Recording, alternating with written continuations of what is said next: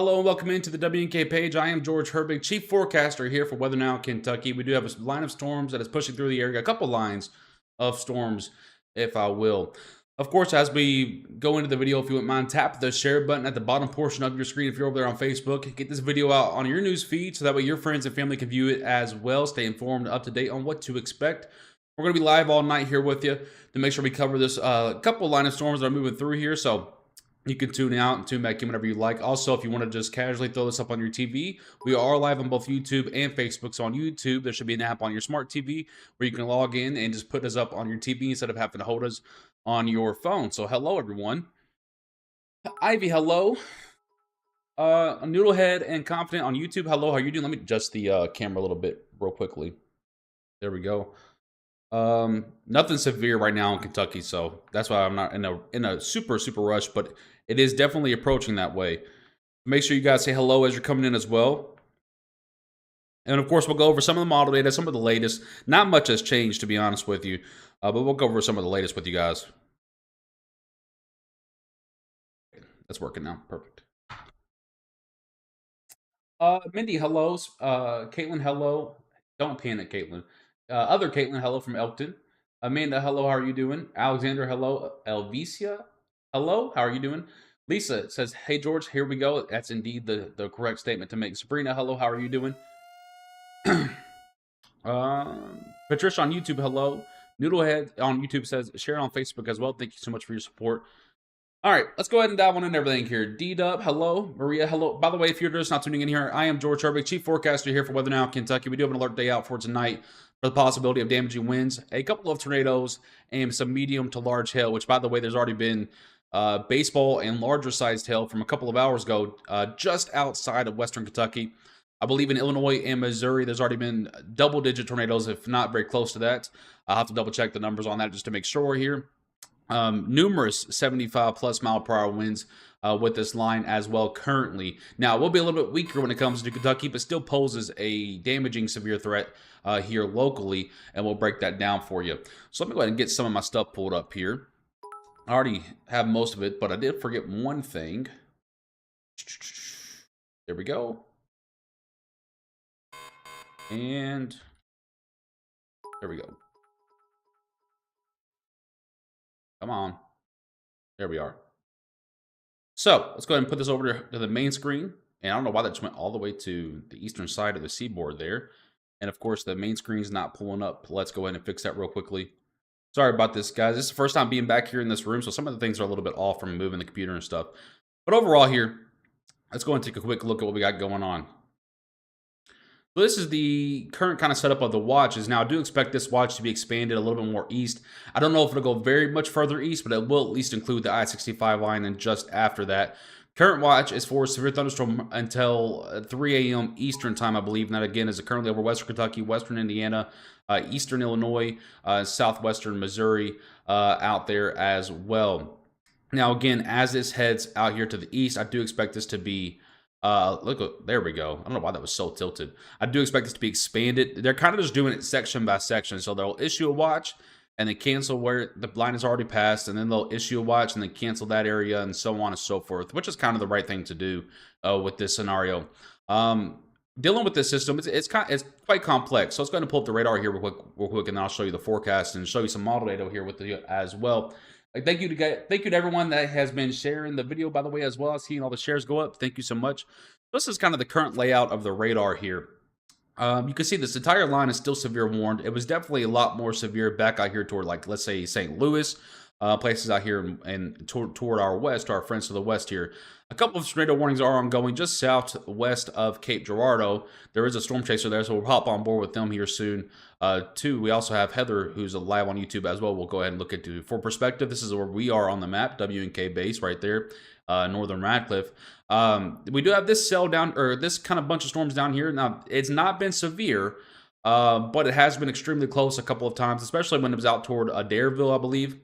Or not Adairsville, I'm sorry, but Auburn, Kentucky. A few power outages out there. Some moderate hail along with this, but again, not severe.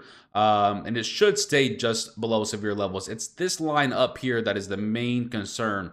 And this is what we call a QLCS, and it's a pretty classic one. So a QLCS, if you didn't know, is a quasi-linear convective system. There's different types of thunderstorms, in case you didn't know that, several different types of storm activity. This one is easily classified as a QLCS. What are QLCSs most known for? Well, they're big windbag machines, so they produce a lot of straight line wind damage, even some that is close to tornado level wind damage. So there's a lot of that that's been going on for a better part of 3 or 4 hours, if not even longer, out here to our west. And that threat will continue. Also embedded within a QLCS are spin-up tornadoes. Now, some spin-up tornadoes today, most notably, have gotten pretty strong. I believe there was a really big wedge back out there toward the St. Louis area, somewhere just east of that out there. Overall, for us, this line is going to weaken at some point. However, it still poses a severe threat for the next several hours here.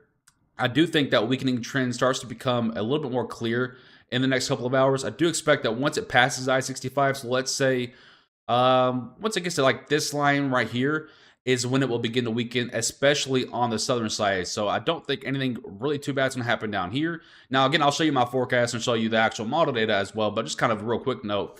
Up on the northern side, however, and this is why we extended the level 2 out of 5 risk on our map, because on the northern side, on some of these QLCSs, the bottom side of the line can get severe right at the last minute. So this will actually be heading this way. These storms are heading this way. They won't really meet. However, this line will start to swing. When it starts to swing, you get the bottom or the very end of that line to be extremely strong, and what we refer to as a couple of tail-end Charlies might occur, which is basically just means the bottom part of that line producing severe weather. And that's why we've extended that severe risk out here to the east. Obviously, that's yet to be seen. You really can't forecast those too far in advance. That's more of an nowcast thing, but we took a stab at it. Here's our forecast for tonight. 9 p.m. to 4 a.m. Now, we did have a little bunch of storms around 6 p.m. Eastern time that was knocking on the door. Sorry about that. That was knocking on the door of Western Kentucky, but never quite came in. That produced extremely strong hail. Like we're talking 3 to 4 inch in diameter hail, baseball size, if not larger. Now, this is for this window tonight for this line that we just talked about. So 3 out of 5 risk does exist for the red zone from Paducah to Madisonville to Hopkinsville. Basically, the zones, guys, are confidence levels. So more confidence exists out here in Western Kentucky because they're closer to the actual moisture axis, which allow for some more stronger weather. Out here in this orange zone, I think your tornado threat really drops off, but you're still looking at a pretty significant straight line wind damage threat. Now, that does not mean every single spot or every single person within this orange zone is going to see it. They're going to be isolated little pockets. So it's realistic, for example, that somewhere, let's say take Hardin County here, since this is right in the middle. Let's take Hardin County, for example. It's extremely realistic to expect that maybe, like, let's say, for example, that Radcliffe sees an isolated wind burst of up to 70 miles per hour while E-Town sees absolutely nothing. That's just kind of the scenario that we're looking at here. So that's why we have such a wide orange zone. And it does not mean every single person within that orange or red zone is going to see severe weather. It just means the threat exists there. So the yellow zone is a 1 out of 5 risk. This is when we, again, expect those severe storms to start to drop off, start to lose energy. When we head deeper into the night, those colder temperatures start to move in and allow for some more stable air to push in quickly behind it. It's just a matter of how quick that stable air catches up to the actual storm line. The white area is a thunderstorm risk. We do expect thunderstorms to move through there. You know, they'll be loud with some bright lightning and some loud thunder. But we don't quite expect them to reach severe levels. I will say, however, on the newest model data that's coming out, it does extend the severe risk all the way out toward, like, let's say, Moorhead, even approaching Ashland. Now, there is kind of a rule of thumb. Once you get kind of within a couple of hours of an event, you kind of want to stop using model data because it can overcompensate. So we're not really going to pay that too much mind yet, but just to put that out there, some model data is trying to extend the severe risk on out to almost the rest of Kentucky. Personally, I don't think that's going to happen because when you're talking about a storm line coming through at, let's say it pushes through eastern Kentucky at about 3 to 5 a.m., it's really hard in my eyes for it to be able to have any type of real energy to work with. Now, again, we've seen storms be able to produce around here without real energy to work with several times. So it wouldn't surprise me, but at the same hand, I'm not going to put a whole lot of confidence in it. Just because, again, we're talking about a storm line coming through at 3 to 5 a.m. out there in far eastern Kentucky. 9 times out of 10, it dies down. But that said, still expect thunderstorms to happen, just won't quite reach severe limits in our eyes. The best threat, of course, is as far west as western Kentucky. We expect that line to start dying down around I-65 or just after. And then beyond that, it's just kind of more of a wait and see type of thing for us here. Now, again, here's the current radar. We're going to show you model data as well, but here's that current radar. Just put it a little bit of motion for you. I'm going to show you that the storms aren't moving terribly fast. They're not. One thing I want to note as well is this little bunch of showers down here toward, let's say, Bowling Green, Hart County, and places down in south central Kentucky. That is a lot bigger than what model data indicated. So let me go ahead and switch radars here, actually. And we'll go down here to the southern one so we can get a little bit of a better look here. So this is a lot bigger than what model data indicated. What this may mean, and we kind of compensated for this in our forecast, if you can tell. Remember, look at the northern half. It extends a little bit further east, right? We kind of compensated for this because I had a feeling this might happen. So these rain showers popping up here, while they're strong now, it's actually helping to kind of wipe away some of the energy. Now, there is still a pretty big gap between this line and this line. So there might be enough time for this environment to what we refer to as recover or destabilize to support strong weather. From this line out here, it's just a matter of really just a wait and see type of game, because this, I'm honest with you guys, this has been sitting here for quite some time. If you're in Auburn, Kentucky, or Bowling Green, you know what I'm talking about. It's been there for quite some time. Again, below severe levels, but it's just been sitting there, raining, a little bit of hail here and there, some winds, even some power outages down there. But overall, that should help to kind of keep this area in Kentucky just kind of more tamed. And that's why we had the forecast kind of look like this, the way we did, just because we kind of accounted for that. So we're going to keep an eye on it for you guys to see how those things trend. Of course, we'll be live with you here throughout the night. Let's go ahead and take a look at some of this model data. I know you guys are wanting to look at it. So zoom this into the local view here so you can kind of see what the models are saying for themselves. So let's push this on forward here since we're closer to 11 than we are 10. And it does show the weakening of the line. If you can see the difference here, some of those purples showing up, those are your heavier rains or even a hail core showing up. These brown circles right here, it's the model's attempt at trying to depict where rotation is at. Now, I'm going to tell you right now, it's not the best at depicting rotation beforehand. No model's really good at it. And you can even tell that it has a brown circle behind the actual line itself. So it just doesn't make a whole lot of sense. So don't pay too much mind to the brown circles. Just want to let you know what they were. So just for some context there. So as we push this on forward here, you see it does show the weakening of the line. However, on that northern side around the Ohio River, it shows a re-strengthening around 4 to 5 a.m. Eastern time. So a long night ahead here. And it does show a couple of purple pockets in there, indicating some hail somewhere near the river. So again, that's also why we just kind of left this northern side a little bit in that higher 2 out of 5 risk instead of where we did originally have it in a 1 out of 5. Just to kind of account for any type of backside cell formation, because on the backside of the system is actually where the best wind energy and helicity is. On the front side of the system is where the better cape is. So we don't really have a great mixture of the two right now, which is kind of throwing a little bit of things off. And we expected that. We expected the front side to have better cape or buoyancy to work with or energy to work with. And we expected the back side of the system to have the better helicity and shear to work with, which is why you saw a really big time frame here, 9 p.m. to 4 a.m. Eastern time.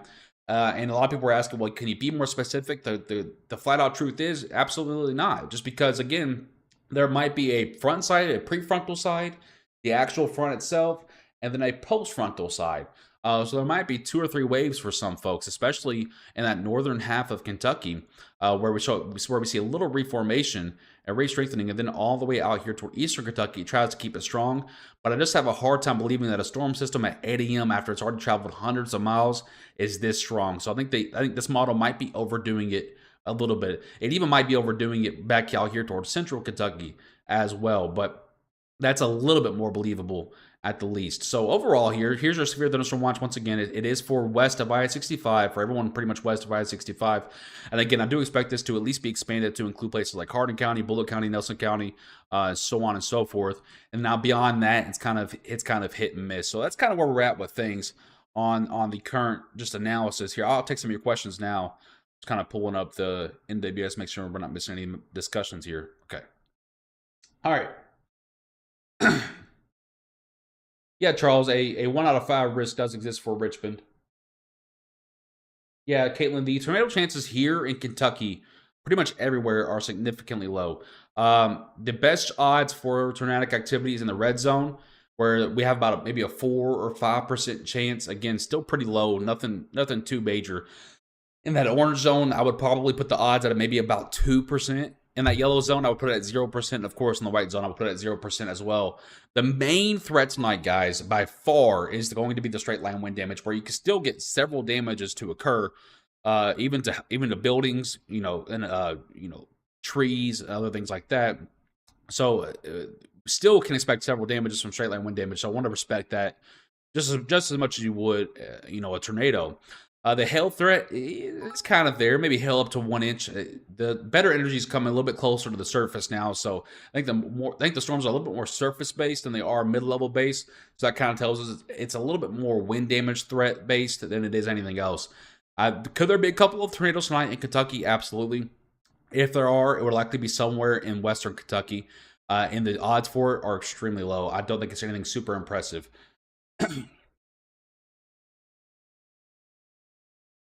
E-Town's in a 2 out of 5 risk for severe weather, 9 p.m. to 4 a.m. Get some water real quickly after our big spill there. Thank you to everyone on Facebook that has shared the stream. I appreciate your help with that. By the way, if you share the stream, it gets on your newsfeed so your friends and family can view it as well. Jason, it just depends on how strong the front is. So it could be anywhere from 30 minutes to an hour and a half.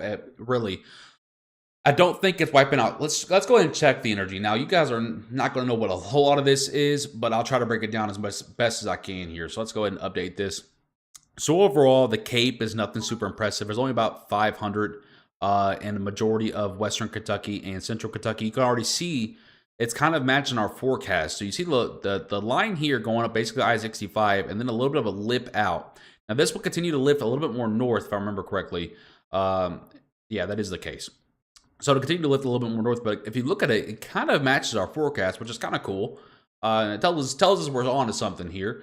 Now this is the forecast that we made several hours ago. So it's pretty cool to see that match. So that's at the ground. Not a ton of unstable energy there. Let's go ahead and look up at the mid layer, a few thousand feet above our head. 500 to about 1,000 there. 1,000 is probably the number you want to be at. Again, talking in the perspective of severe weather, 1,000 is probably the number you want to be at or higher. So the 500 is nothing super impressive, but the 1,000 is. So Western Kentucky still under that gun for a hail and wind threat. And again, this should continue to push northeast as the storms continue to push northeast as well. So again, we'll expect these numbers to kind of move. But as they move, they should become a little bit smaller, a little bit weaker. Now looking at the wind shear, which is basically our wind energy, there's not a whole lot there. Really, what you're looking for, if you're forecasting severe weather, is you kind of want this number to be over 30. It being at 25 or 20 is not indicative of anything weak, but it's just not the threshold you want to be at. So it's a little bit on the low side. It's still there, but a little bit on the low side. Let's go ahead and look at the helicity real quick. Now this is pretty low. This is pretty low. What you really want to look for when you're forecasting severe weather here is anything over about 250, 265.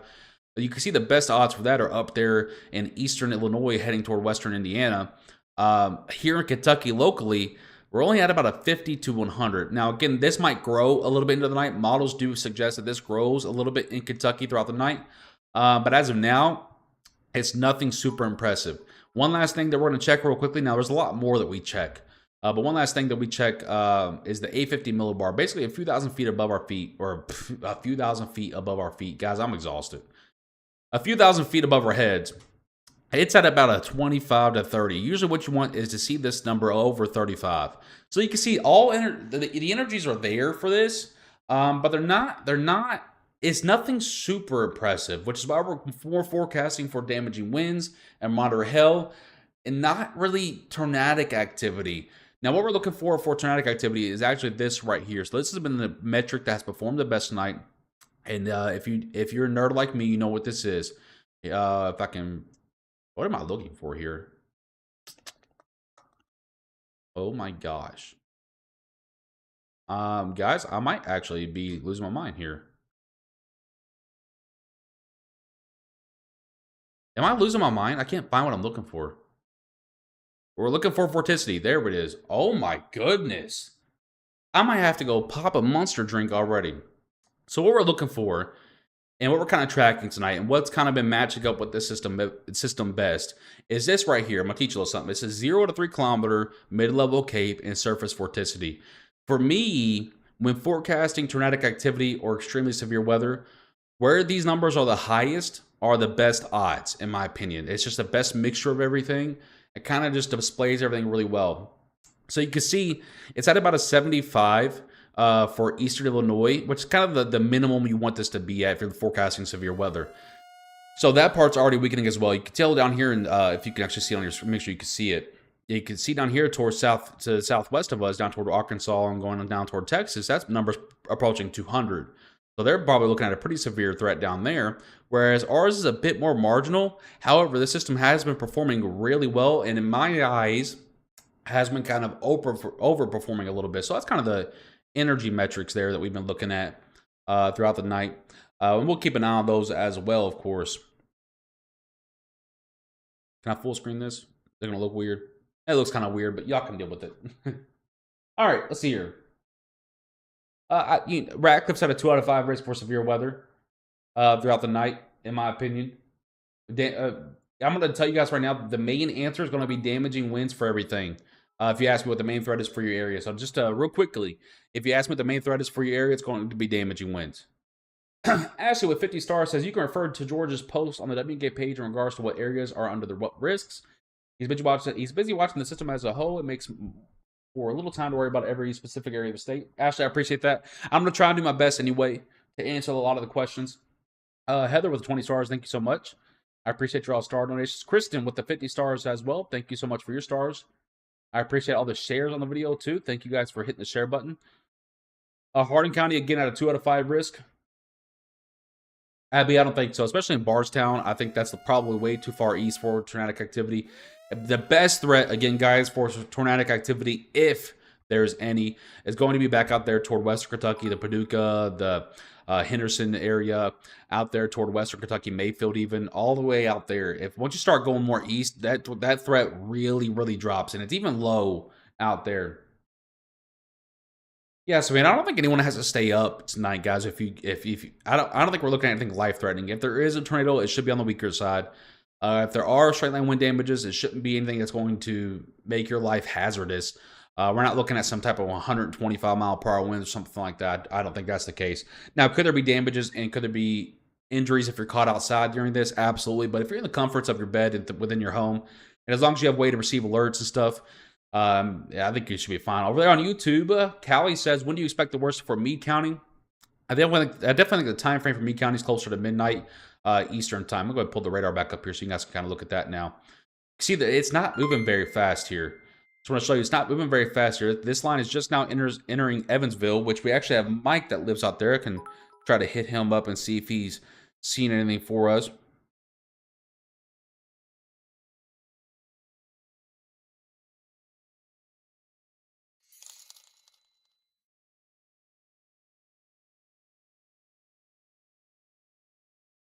I'm just texting Michael real quick to see if he's seen anything out there. He lives out there toward Evansville.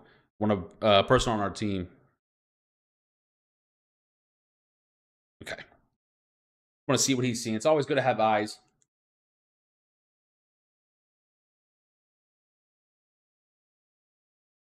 Everyone breathe. It's okay. We're not looking at some mega super historic tornado outbreak here. In fact, the odds of us seeing even one tornado in Kentucky is probably at about a 5% risk. Genuinely. Now, will these storms be loud and bright? Absolutely. There's a lot of lightning strikes showing up on the radar here. But when it comes to like damaging tornadic activity that's historic or anything like that, I don't think we have to worry about that. Genuinely, guys, genuinely. And I could even lie to you and tell you that there is, just to get you to watch a video longer, and I'm not doing that. That's how little I want you to worry. It's now this line needs to be respected, and it's going to be severe. But we're talking about anything life-threatening, as long as you're in the comforts of your home and not out trying to venture and get photos and be that Billy Bob, and you should be fine. Terry, thank you for the update there over on YouTube. I appreciate that. Kelly, thank you so much for tuning in. By the way, guys, again, if you guys want to follow us on YouTube so that you can watch us on your TV, I believe it's at KYWX over there as well, or to search up Weather Now-Kentucky on YouTube, and you can put us on your smart TV so you don't have to hold us. Caitlin, this line is weakening as it's moving east. However, it's not to the point where we say, hey, this is not going to be severe. It still poses a respectable severe threat over the next several hours. Timing for low, we're probably looking closer to 1 to 3 a.m.-ish Eastern time. Unless you got this little cell right here. Now, this little cell right here might give you a few rain showers and maybe a few thunder rumbles, but the actual main line itself probably closer to 1 a.m. Thank you, Jennifer. I appreciate that. Sarah, Bowling Green is currently non-severe and is in our 2 out of 5 risk. But this line over here, the actual main line, might not reach far enough south for you. It's going to be real close. It's going to depend on this area. Now, one thing I want to point out real quickly, one thing that we're noticing as I'm sitting here watching this with you guys, is we have this line right here. This is the main mesocyclone, okay? This is the main vortex right here. This big old line that stretches all the way from Indianapolis to Poplar Bluff, Missouri. Oh my gosh, try saying that fast 3 times. That's your main line right. That's your main front, okay? What I'm noticing, though, is once again, if something pops up on the back side of that line, but close to it, it might spin up. So we're going to keep an eye on that with you guys, of course. Let's see if this guy's got anything out here toward Missouri to look at here. I don't know what that camera quality is. Real quickly, too, I'm going to go over here and try to pull up Heather's stream again.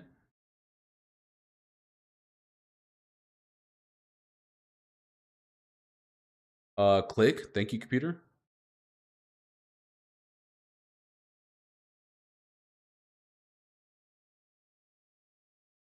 Guys, it's going to be a long night, so I promise you I will definitely get to your questions.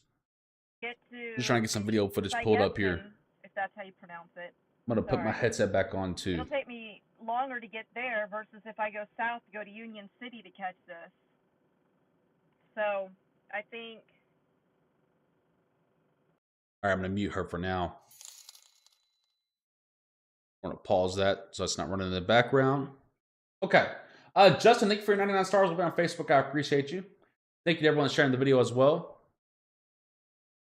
Franklin, Kentucky's in a severe risk tonight as well. I believe you're either 1 out of 5 or 2 out of 5. Here's the forecast once again for anyone that might have missed it. If you don't know where you're at on your phone, you can pull it up. I mean, if you have a smartphone, which almost everyone does, you can pull it up there and whatever ping is close to you, zoom it out just a little bit, look for a big city next to you, and then compare it on this map here. That is the easiest way to get your question answered if I do miss it. April, I appreciate that. Sorry about asking for the Paducah. Seen it before I realized what I had done. Hard to know what time we'll get. Oh, it's okay, Chandra. Auburn does have some power outages. We noticed that earlier.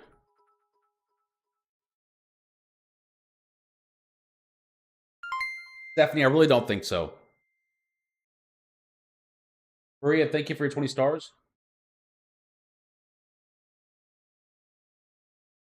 Well, Brooke, get you some good sleep. There shouldn't be anything life-threatening, but you might get woke up by some thunder. Chrissy, thank you so much. Holly, thank you for the update there. We don't really cover Clarksville, Tennessee, but I can tell you you are at a risk for some severe weather later on tonight. Just kind of look out for a forecast down there in Tennessee. Yeah, Aaron, that's a good thing to do. That's honestly for the longest before I really knew what I was talking about when it came to maps. When I was younger, a kid anyway, I kind of just looked at E-Town because it was always the big city on the map next to me, and I'm in Radcliffe. So if you're in kind of that situation as well, just kind of look for the big city next to you and just kind of use some context. That is genuinely the easiest way to get your question answered, is if you just kind of look at where you're at on the map and then compare it to what's up here.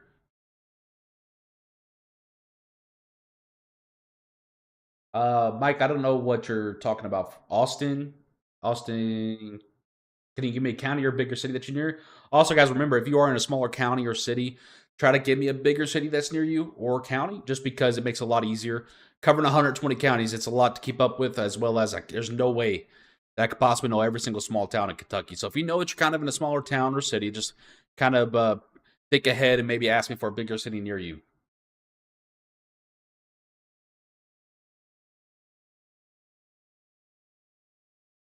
Elkton's in a severe risk until about 3 to 4 a.m. Eastern Time. Straight line wind damage is the main concern. Same thing for Todd and Logan County for Destiny's question as well. Maria, thank you so much. Courtney, I always go with the merger of the two. So if you're on kind of the line like Courtney is, where she says she's between the yellow and white, you always go with the median of the two. So in that situation, I would expect strong thunderstorms out there, but maybe not quite as severe. Look out for some strong wind gusts. Logan County, Auburn just got on. Katie, welcome in. I heard you got some power outages going on out there in Auburn because of some hail and wind damages that came through earlier. Next round will be there in a couple of hours. And you are at a 2 out of 5 risk for some more straight line wins. Oh, I love those, Lexi. I just finished mine up. Owensboro is kind of on that line between 3 out of 5 and 2 out of 5. Mainly just expect straight line wind damages. They're possible throughout the night, especially closer. I think it's getting the line of storms actually getting pretty close to you out in Owensboro. You might get lucky. It might scoot just north of you. Look how close this is out there in Owensboro. Look how close this bad boy is here. There's the line, and it's moving pretty much directly east. But look how close Owensboro is. Wow. And that right there, my friends, is why we try to refrain from answering about every single small town, because look at how close this is. So, like that right there kind of just shows you why we refrain from answering about every single small town too much and keep it pretty general, because it is so hard to be. Look at this. Look at how close this is. Wow. I mean, you're still going to get hit at some point tonight out there in Owensboro. I mean, it could be from this cell here later on. It could be from one of these showers later on. And this line could develop more on the southern side. But as of now, I mean, look how close that is. That's why that right there, my friends, is why we refrain from answering about every single zip code. Just because when you start to get too specific like that, you're just asking for inaccurate information because it's way too close to call.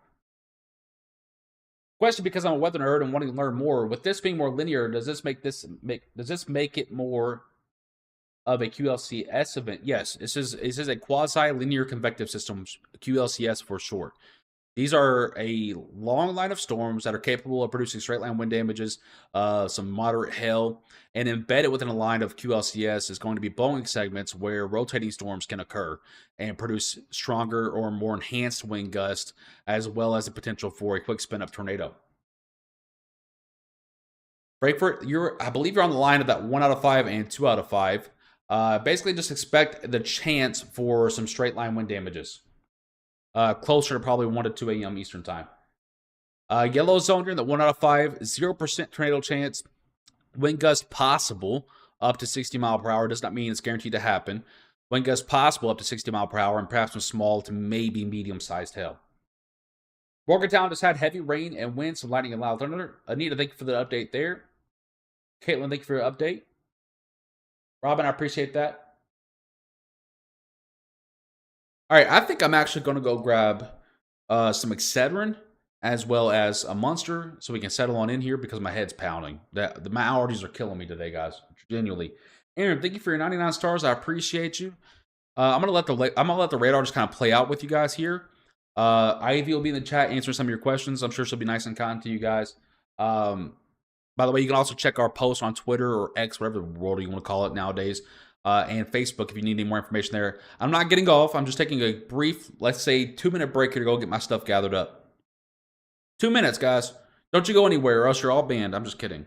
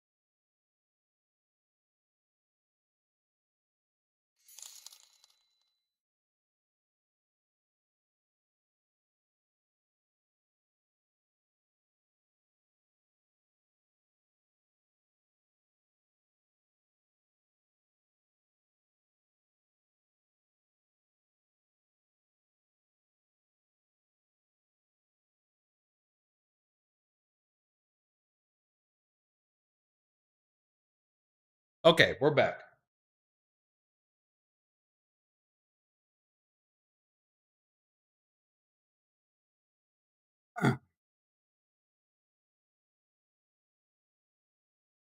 Summer, I appreciate that.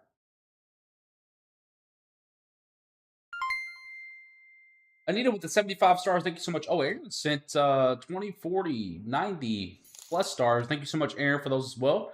I appreciate you guys doing that. Thank you to everyone on YouTube, by the way, too, for all the likes and subscribers going up there. YouTube and Facebook are having a little bit of a competition right now.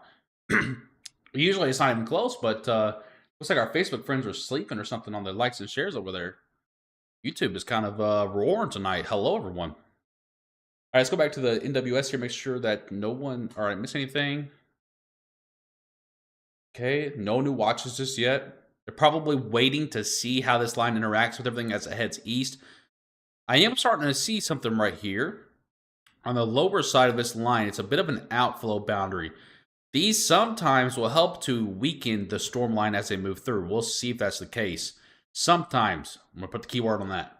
We'll see if that's the case. There's a storm chaser out here toward... what in the world is this?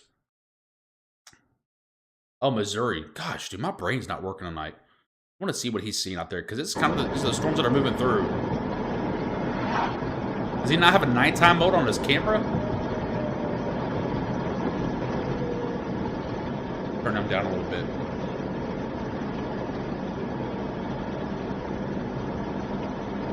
Oh, look at the big wall cloud when the lightning flashes. Look in the background of the video when the lightning flashes. 1 second.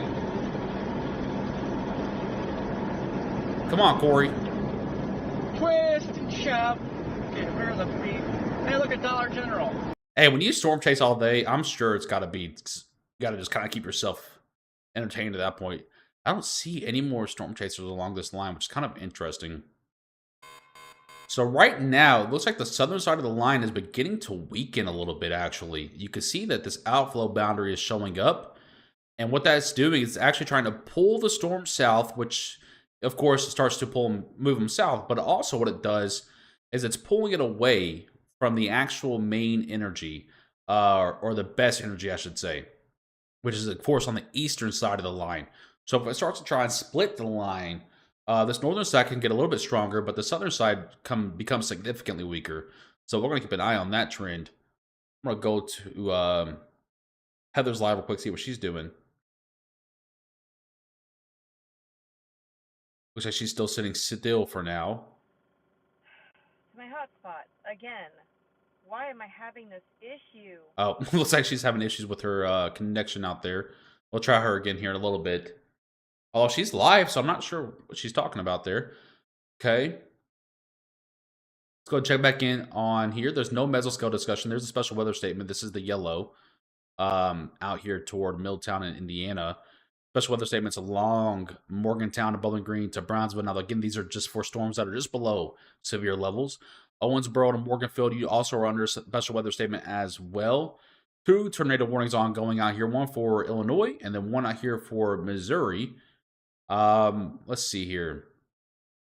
Nothing else really going on there. A couple of severe thunderstorm warnings inside of that severe thunderstorm watch, which we can see those over here indicated by the yellow boxes. Nothing too crazy going on here. There might be a camera right here we can look at that might just show that tornado. Too much rain. Gosh darn it. Cover up. Satan takes the crap off. There's Dwayne Pipe Boat. Beep. Oh, I just went full screen. Don't know how to get out. Okay, there we go. Corey cracks me up. Aaron, thank you for the 100 stars. I appreciate that. Hey, look at Dollar General. Yeah, classic Midwest right there. Helen Hudson, Charlie, thank you for the update there. I appreciate you. Lightning is beautiful and terrifying at the same time. It absolutely is. It absolutely is. I saw a storm chaser video earlier. He caught a significantly bright lightning strike, and really thick one as well. The slight panic. Oh, I know. I don't even know how I did that. Did I just click on this? Oh. At the moment. Whoa! There's for you lightning lovers. There's one. That's out in Missouri, by the way. That's not here just yet, but that kind of just shows you the kind of lightning that's involved with this. It's good. It's good to look what's happening in Missouri and Illinois and Indiana because that's what's heading here. Now, again, as it heads here, it might be a little bit weaker. I'm going to take a look at this line out here in central Kentucky. Now, this is working to help try and go ahead and lower the already low amounts of energy in play. This line of rain here is working to try and help us stay pretty tamed throughout central Kentucky. This going through here, and then, again, this is barely moving. This line's actually probably going to catch up to it. Probably, if I had to guess, somewhere right here. When it catches up, that southern side of it, where you see them overlap, could get a little bit more enhanced or stronger. But then it quickly begins to weaken because there's just too much rain. There's too much rain. I agree with you, Caitlin.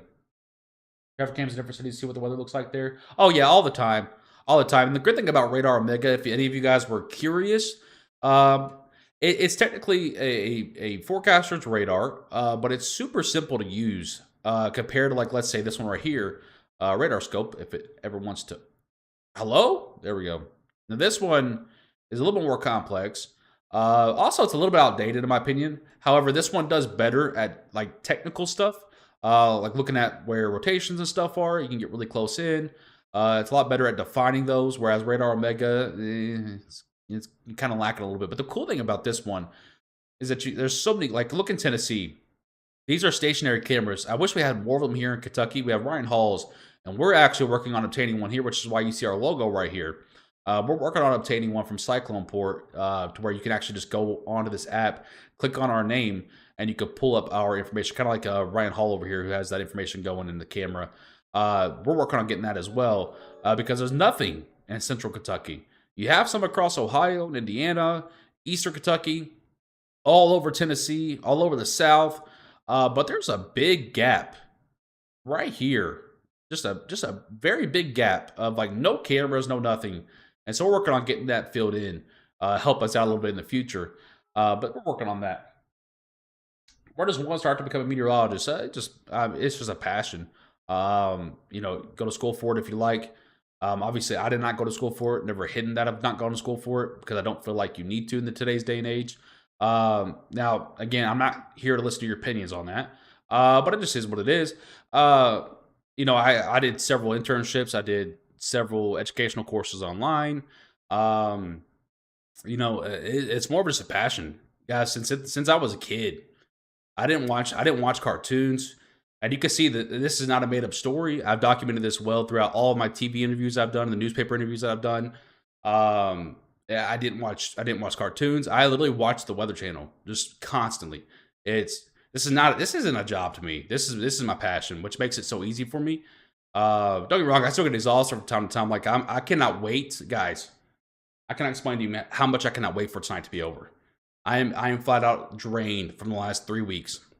You know, of course, we've had a couple of nice days here and there, but even when days are nice, if we're seeing storm systems a couple of days out, we're forecasting them behind the scenes here. We're sitting at the desk, we're forecasting behind the scenes. So it's just been an exhausting few weeks, and I cannot wait for this because behind this, while we do look to have a cool down this weekend, I don't see any type of significant weather for a few days. So I'm going to probably lay in bed a lot. But just to finish up that story, this has been a passion for me. So it was easy. I took internships with NBC in Louisville, CBS in Louisville.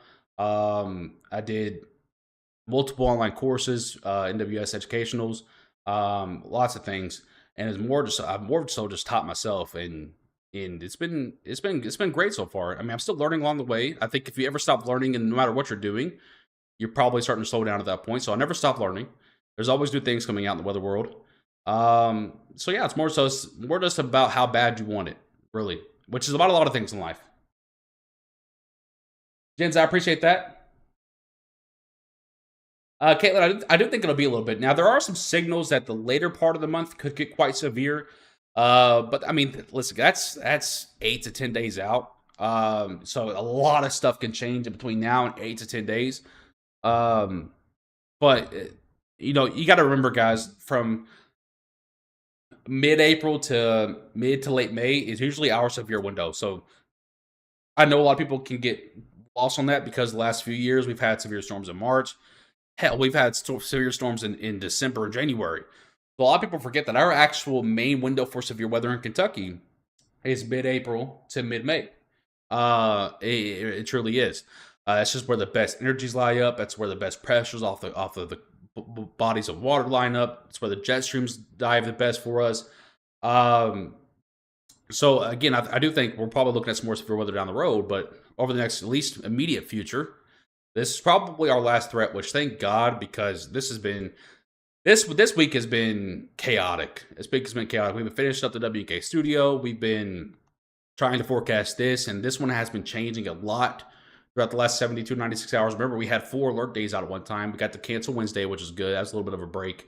But even on Wednesday, we were literally looking at this one the whole day. And this one was changing quite a bit. It seemed like on almost every model run. So this one's been a headache. This week has just been a headache to forecast. If you're a forecaster, or if you ever follow a forecaster, make sure you check it in on after this week. This one's been hard.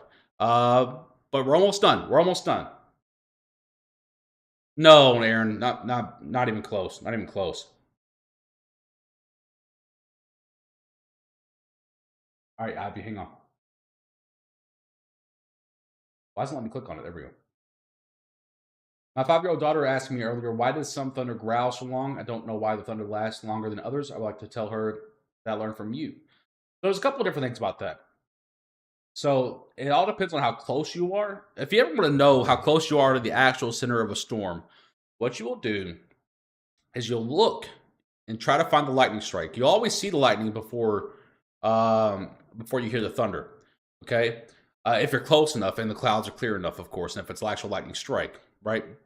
So what you do is you look for the lightning, and then you'll count 1 1,000, 2 1,000, 3 1,000, 4 1,000, so on and so forth, until you hit the number where it's at, until you start to hear the thunderclap, and that's how far you are away from it. Obviously, in miles anyway. So, like for example, if you hear the thunder 4 seconds after you saw the lightning, you're 4 miles away from the center of the storm, so on and so forth. And you actually hear thunder up to, I believe, 30 miles away from the actual center of a storm. I believe. Don't quote me on that.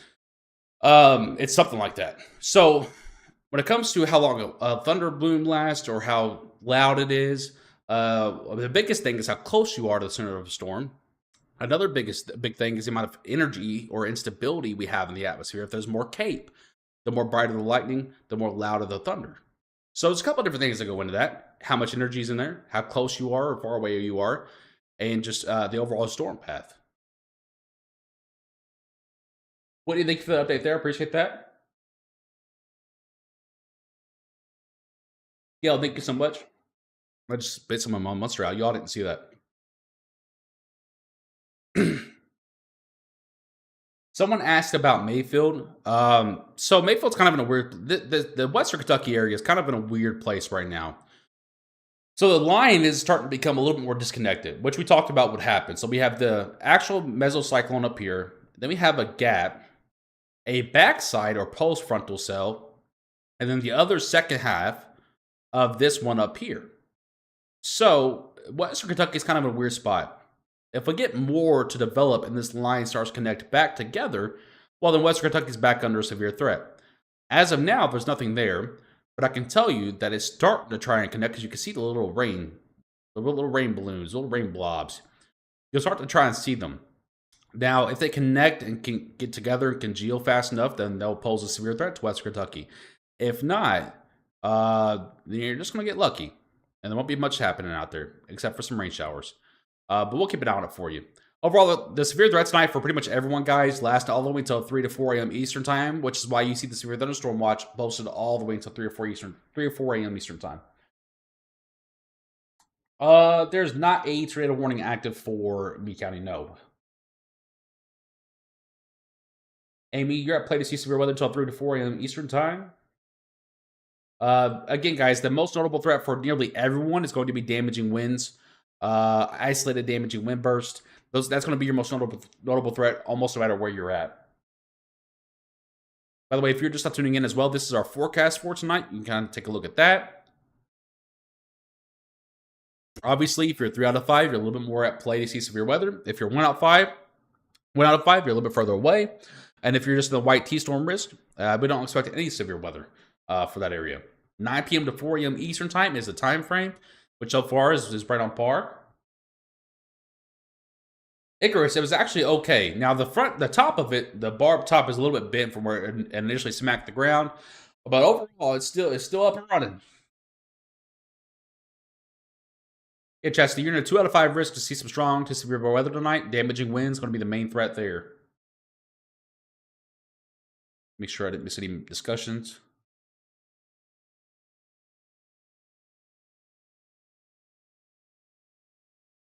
I'm a wee bit surprised that they have not extended the severe thunderstorm watch, but it might be because, once again, all this rain right here is working to help try and prevent that storm from getting too strong up top north there. Now, I can tell you, though, that as we're watching this is becoming weaker.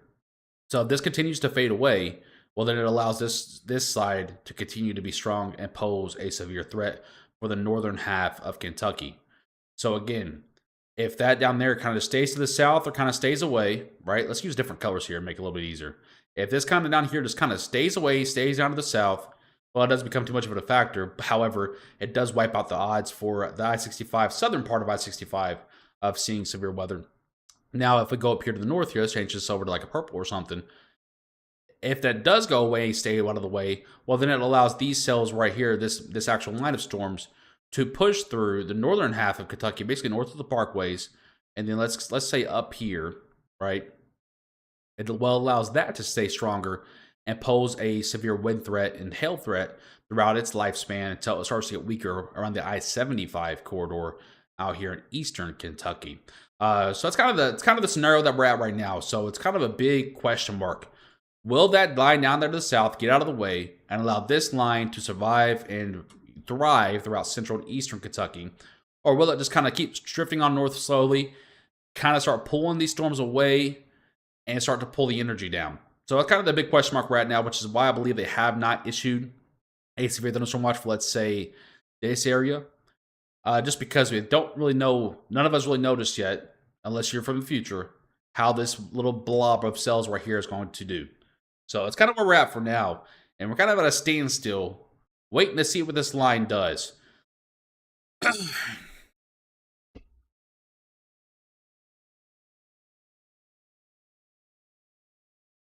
Speaking of which, I'm going to actually take a look and see what we got going on here energy-wise. There's a low pressure where that tight circle is up there in southern Indiana, central Indiana, I should say. That's your actual low pressure. So we are within 250 miles of that. Remember, we talked a few days ago about how we have to be within 250 miles of low pressure in order to have any type of severe risk. We're far within 250 miles of that thing. Let's go ahead and check some of the measurements around here. So bulk shear close to the ground, it is growing a little bit. Remember, this was at about a 20, I believe, last time we looked at it. It's at about 25. That's a good sign for some stronger storms. It's still not, we need that to be over. And again, we're talking in the context of severe weather here. If you're looking for severe weather, I'm not saying we are. I'm just saying, just for context terms, if you're looking for severe weather, this number needs to be over 30. It's not quite there yet, but 25 can still get the job done. Helicity is still extremely low. This number really needs to be over 250. It's at about a 150 out in far west Kentucky, and then it's at about a 50 or 100 in central and eastern Kentucky, so that number is not really quite there. So what we're going to look at real quickly is our vorticity and 3K chart. It is, I did this earlier too, didn't I? Why do I keep losing this? Thank you. It's still only at about a 75. Really want this number to be over 100. It's still only at about a 75, which is still strong enough to get storms to keep going, but it's not quite all that impressive. CAPE hasn't really changed at all. This might not have, honestly, none of this has changed. This might not be updated yet. Let's see. I don't see anything. Let's go to some new model data here. So this is the HRRR model. It sees that line along I-65. This is a brand new run. You can see in the top left portion of your screen there, where some of those boxes are non-blue up there. That means this run is still coming in. So this is a brand new run. Let's go ahead and push this on forward here to valid to midnight. You can see it does weaken that northern line a little bit. And then it re-strengthens it around 1 a.m. and then weakens it again. And then I'm sure it'll re-strengthen it again around 5 a.m. like it did last time. So it might be a little bit of a pulsating effect here. You know, we get a little bit stronger, a little bit weaker, a little bit stronger, a little bit weaker, so on and so forth, until the storm line just dies, which is pretty typical for storm lines like this. Here's our dew points to check out. Now, this is extremely important to look at here. For example, here is Hardin County and Elizabethtown, 70 degrees, 63-degree dew point there. So where you see the dew points that are lower than 60, those are pretty much your more safe areas. So down here in southeastern Kentucky, you can kind of see why we left you out of the severe risks. Your dew points are all the way down to 45, 50, and I'm jealous of you because it's not muggy out there. Whereas in the rest of Kentucky, it's pretty muggy. I mean, most notably out here towards southwestern Kentucky and Murray, 68 on the dew point there. They are what we call 100% saturated. Look at how the dew point is 67.6. The temperature is also 67.6. So they were 100% saturated out there in western Kentucky, which means it feels extremely muggy. And far eastern Kentucky, dew points are still below 60 as well. So it looks like when you're looking for your more vulnerable areas, it looks like it's from, let's say, Shelby County and Shelbyville, Kentucky, back out here to the west. So to include places like Bullock County, even down here toward Marion, of course, E-Town, up here toward Meade County, Breck County, Grayson County, and so on and so forth along that Ohio River line and just the point south of it. Big 67-degree dew point out here toward McLean County and Calhoun, Kentucky. Let's go ahead and make sure. Okay, so it just extended the severe thunderstorm watch, and just as we expected, it is just for the northern half of I-65. So far the forecast is 100% on point.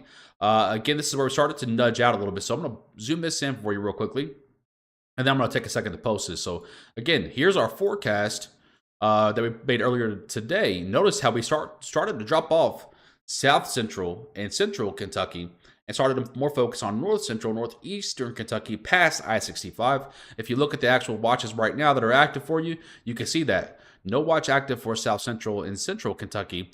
Watch starting to extend more toward north and northeastern Kentucky. So far the forecast is looking pretty good. I'm going to go ahead and post this out here real quickly. I got to get all this other stuff off here. NWS, mesoscale discussions, turn that off. It's messy. And just for the sake of it, we'll go ahead and turn off. Okay. Now I got to get this poster real quickly. So 1 second on this.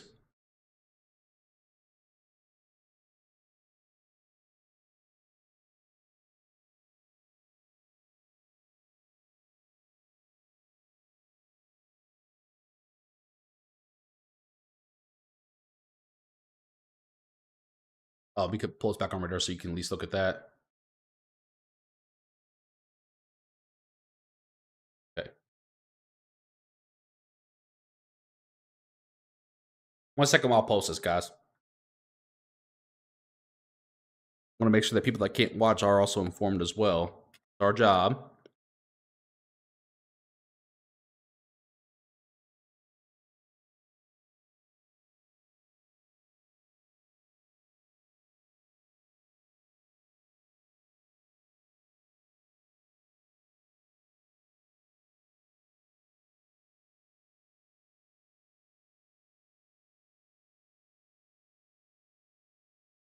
Would be nice if I could type without making so many typos.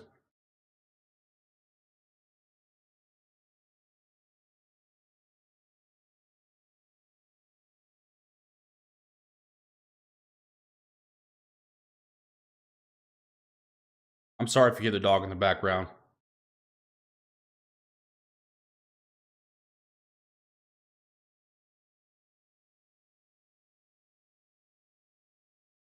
Okay. This post out on the Facebook, and then we'll be good to go. Can I not? There we go.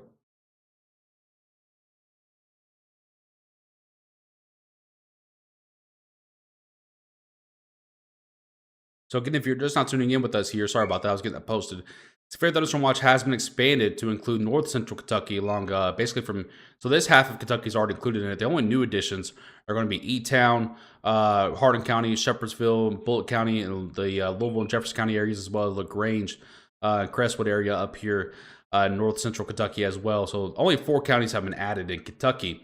And again, that's kind of what we expected. These yellow boxes are just special weather statements. That's all those are.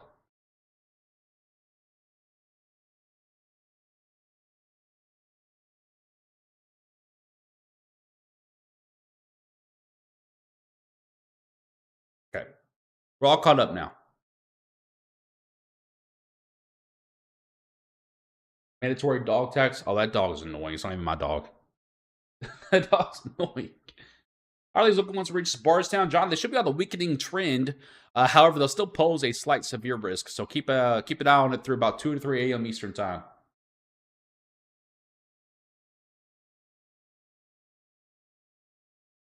Yeah, Missy. It's a strong thunderstorm, but not quite severe there in E-Town.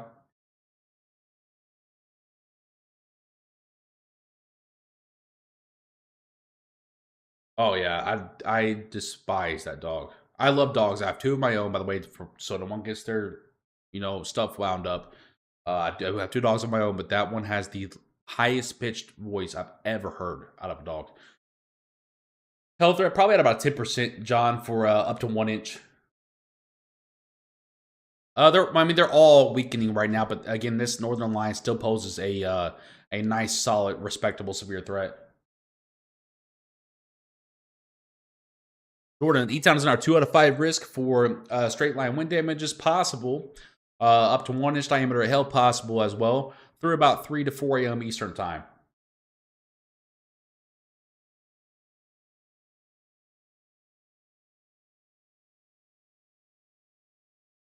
Right now, the backside, if you're talking about this, this line is pretty much almost all the way severe warned. This line is just special weather statements. We do have 1 tornado cell out here and 1 severe cell behind the line, so all lines have respectable threats right now. I got you, Caitlin. Thank you so much for tuning in. By the way, everyone on YouTube, thank you all for hitting the subscribe and like button. I appreciate you guys. Everyone on Facebook, thank you guys for hitting the like and share button. We just crossed 100 shares. Thank you so much for your help with that. Christopher, you're gone. That was weird. Don't be weird, guys. Kimberly, thank you for that update there. Currently a special weather statement out there. So not quite severe just yet. Anything to worry about in Davies County? Looking at a strong thunderstorm about to push through there over the next couple of hours. But it's currently non-severe. There is a threat for strong straight line wind damages, though, so we'll keep an eye on that for you. Gina, thank you for that update there. I appreciate you.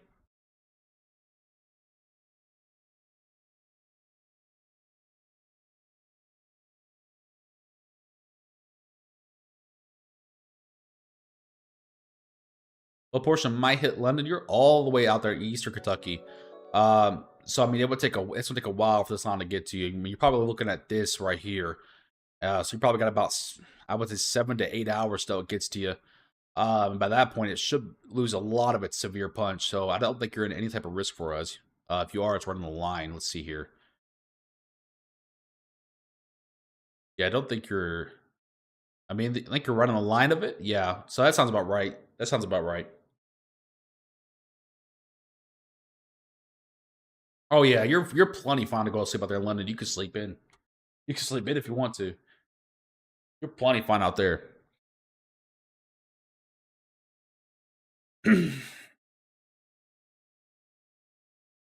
Just check and see if I have any reports on anything so far.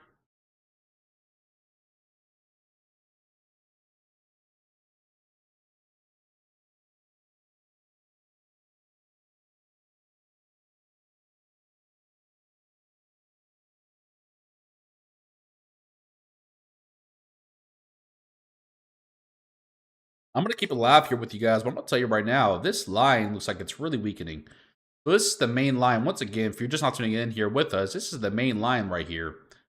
And we can just go ahead and tell. I mean, even so back here, remember, we had all those severe warnings along this entire line. And there are even a couple of tornado warnings in there as well. If you look now, what we're seeing is 1 severe warning up here, the yellow box is, and then a special weather statement, special weather statement, special weather statement, special weather statement. So that kind of tells us right there, this is kind of already on the weakening trend. Now, the question is, there is a little pocket of juice right here where they just issued that new severe thunderstorm watch. Remember this one right here. Well, wrong button. Remember this one right here. But they just expanded it out here, I should say, for Hardin County, Bullock County, Jefferson County, so on and so forth. There is a little pocket of juice right there. And if these cells can merge, right, if they can all get in one line and get, where they tell you in school, single file line, right? If they can all get one single file line to push through, well, we're looking at a pretty significant wind threat at that point. Now, if they stay separated like this, and you got this little popcorn mess out here, out here, out here, out here, out here, and you got this whole mess down here, well, then it starts to weaken that line quite significantly. Now, one thing we're going to watch for as well with you, and the reason we're staying live, despite this not being extremely strong at the moment, is we're starting to see some southern cells begin just kind of drape off this line here. And those might be a little bit stronger. So there's a couple of chances. That's why we're not giving the all clear yet, despite the weakening trend so far, is because there's just a couple little hints that this thing's not done yet. We're gonna keep an eye on it for you guys. I'm gonna go here and look at some of the energy we're looking at real quickly. See if this is updated yet. All right, it has. And let's see here. So it has the best surface cape well down there to central and western Kentucky. There's almost no cape for north central and northeastern Kentucky, which is interesting. Let's go ahead and look at the mixed layer. Kind of a similar ordeal. Very weak stuff going on. Not a whole lot of impressive energy. Bulk shear's gone up. So this is kind of interesting. So this is kind of what we talked about. Now we're transitioning into more straight line winds. Tornado threats probably very close to 0% right now for everyone, by the way. With very, very low instability, talking about cape, which is what we just looked at. But we have a lot more shear. Usually, historically, that tells us straight line winds. And you have to have some sort of instability for tornadic activity. And model data suggests that goes up throughout the night. But what we're looking at here is that this is not going up. It's only going down. Let's go ahead and look at here real quick. If this will ever load. Yeah, I'm just not seeing a whole lot. Go ahead and look at our vorticity. Even that went way down as well. So overall, this line looks like it'll continue to weaken. Let's keep an eye on it for at least another 10 minutes here with you guys. But if we don't see anything in the next 10 to 15 minutes, we might just get off here. Now, of course, we'll still be watching the background. But let's just keep it here for a second.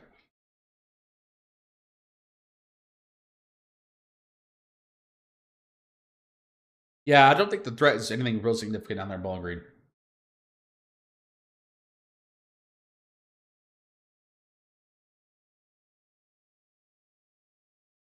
Fort Campbell, Kentucky, looking pretty good right now. I would say, you're technically in a 3 out of 5 risk for us here at W&K. But again, the line, again, guys, looks like it's really on the weakening trend. Let's keep an eye on this.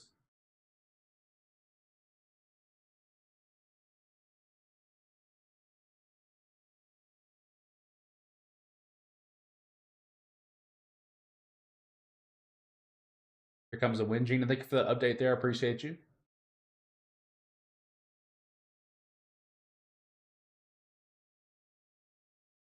Yeah, Katie. You still might have a couple strong storms push through here in a couple of hours, but I don't think you're looking at anything life threatening or anything that should keep you up at night. So if I were you, I'd go to bed too.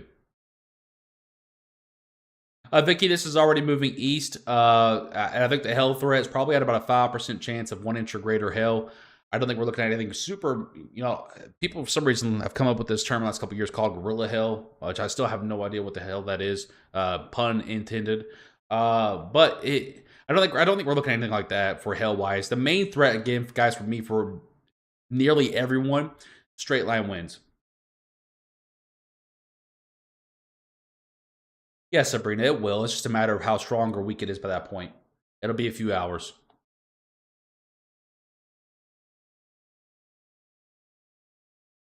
Samantha, thank you so much for tuning in. I appreciate that. Thank you again to everyone that's liking and sharing the video. Thank you so much for your help. Richmond, you're pretty far east. I don't think we're talking about our highest severe threat for you. I think you're in a 1 out of 5 risk for us. I believe you're also in a 1 out of 5 risk for the NWS, so I don't think you're looking at anything significant there. Perhaps a couple of bursts of some strong winds, but other than that, nothing too impressive. Vicky, I appreciate that. Thank you so much. And a spot in New Haven for the wind speed. I'll take a look at it with you real quickly. Get that out of the way.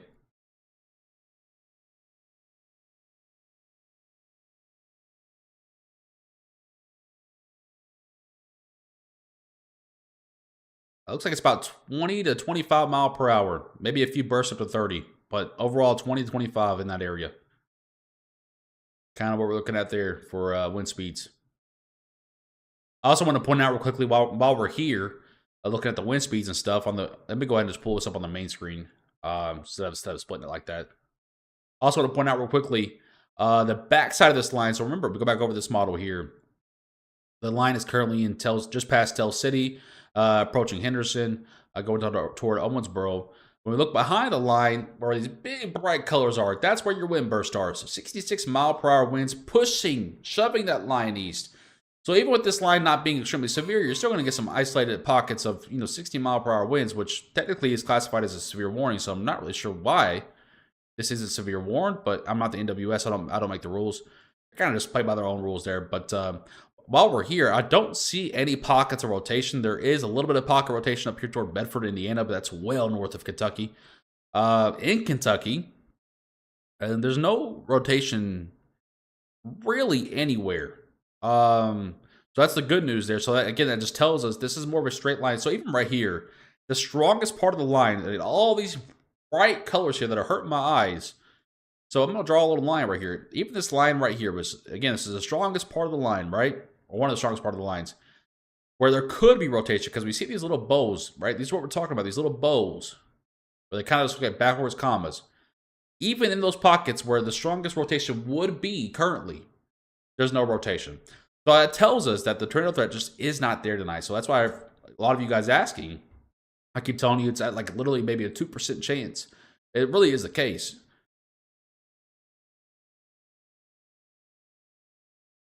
What is the purple? It's just where the map, or it's just where the radar is dropping. Like it's not picking it up.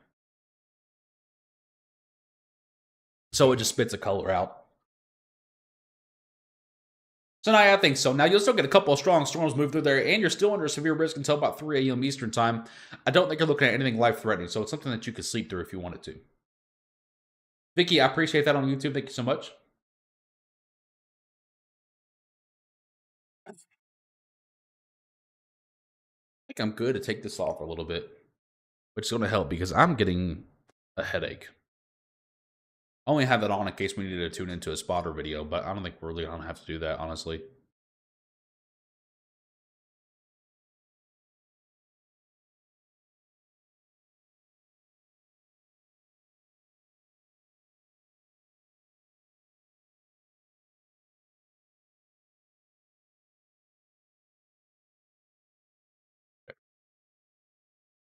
See here.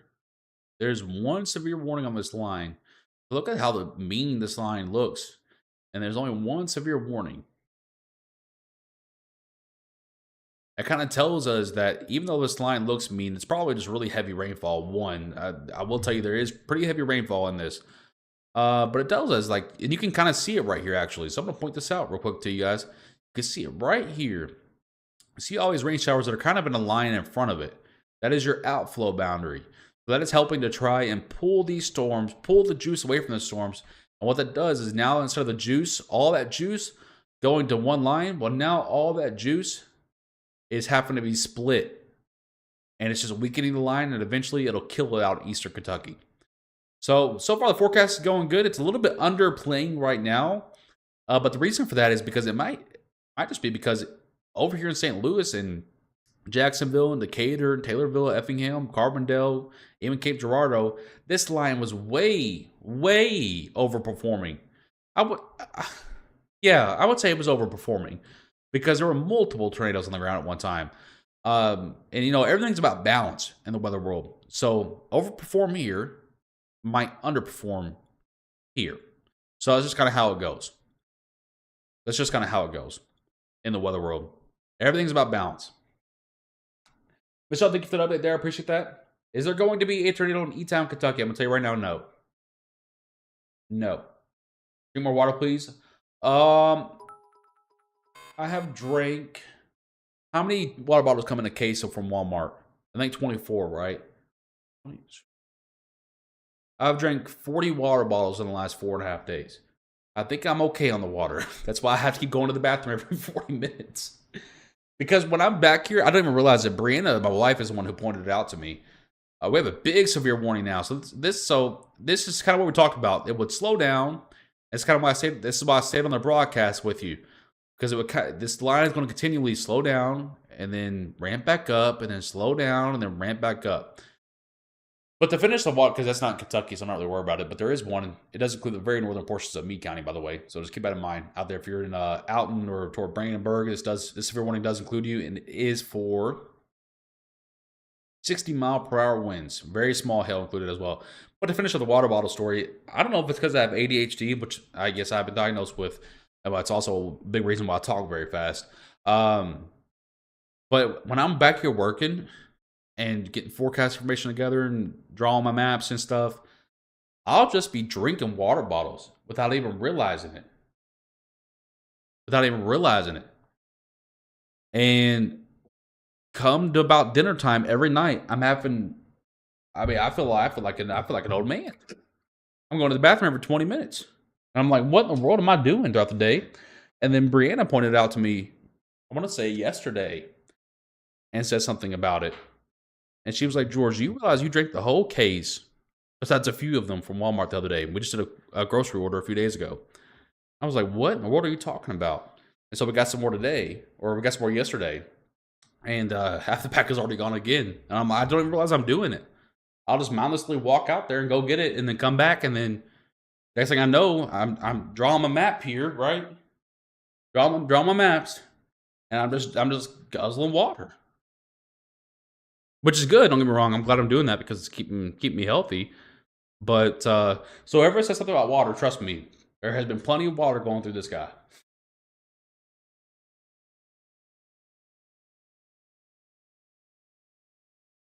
Yeah, Jay, there you go.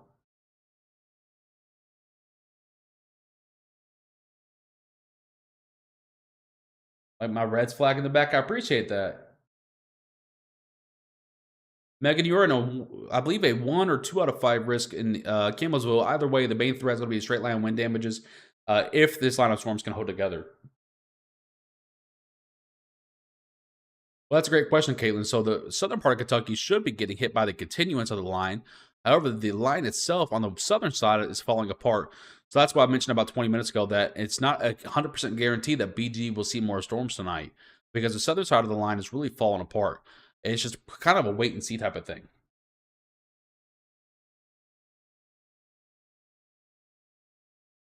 I got you, Ivy, about the AZL.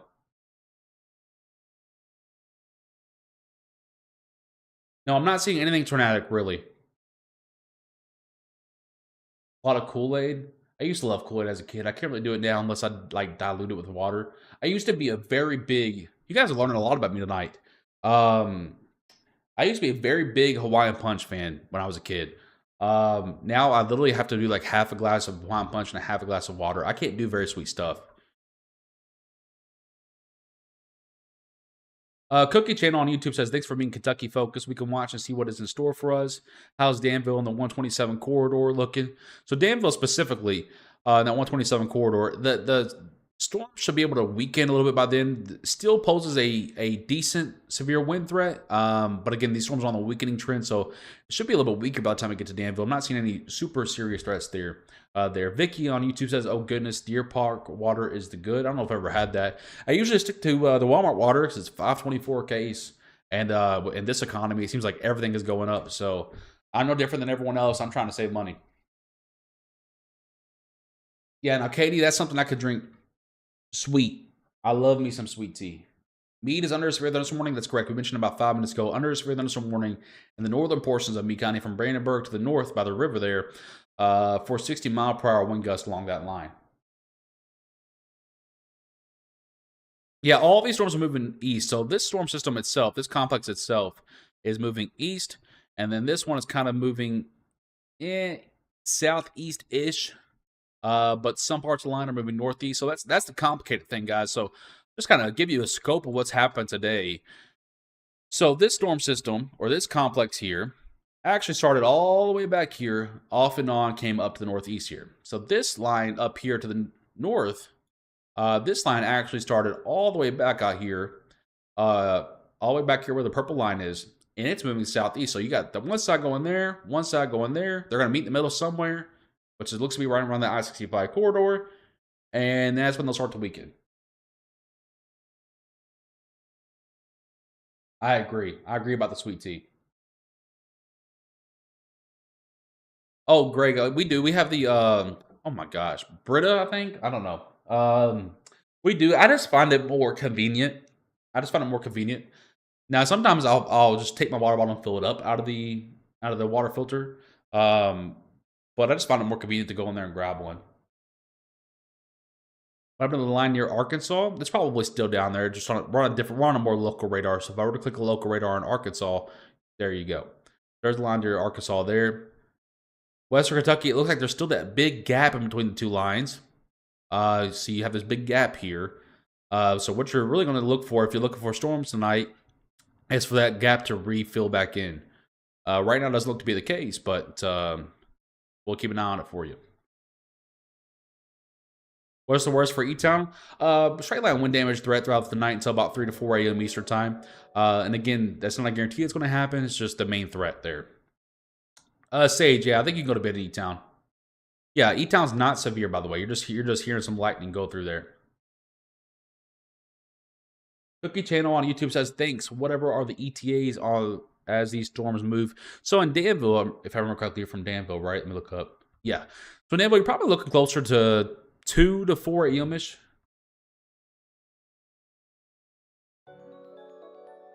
Yeah, I mean, I'm on for Kentucky, Vicky.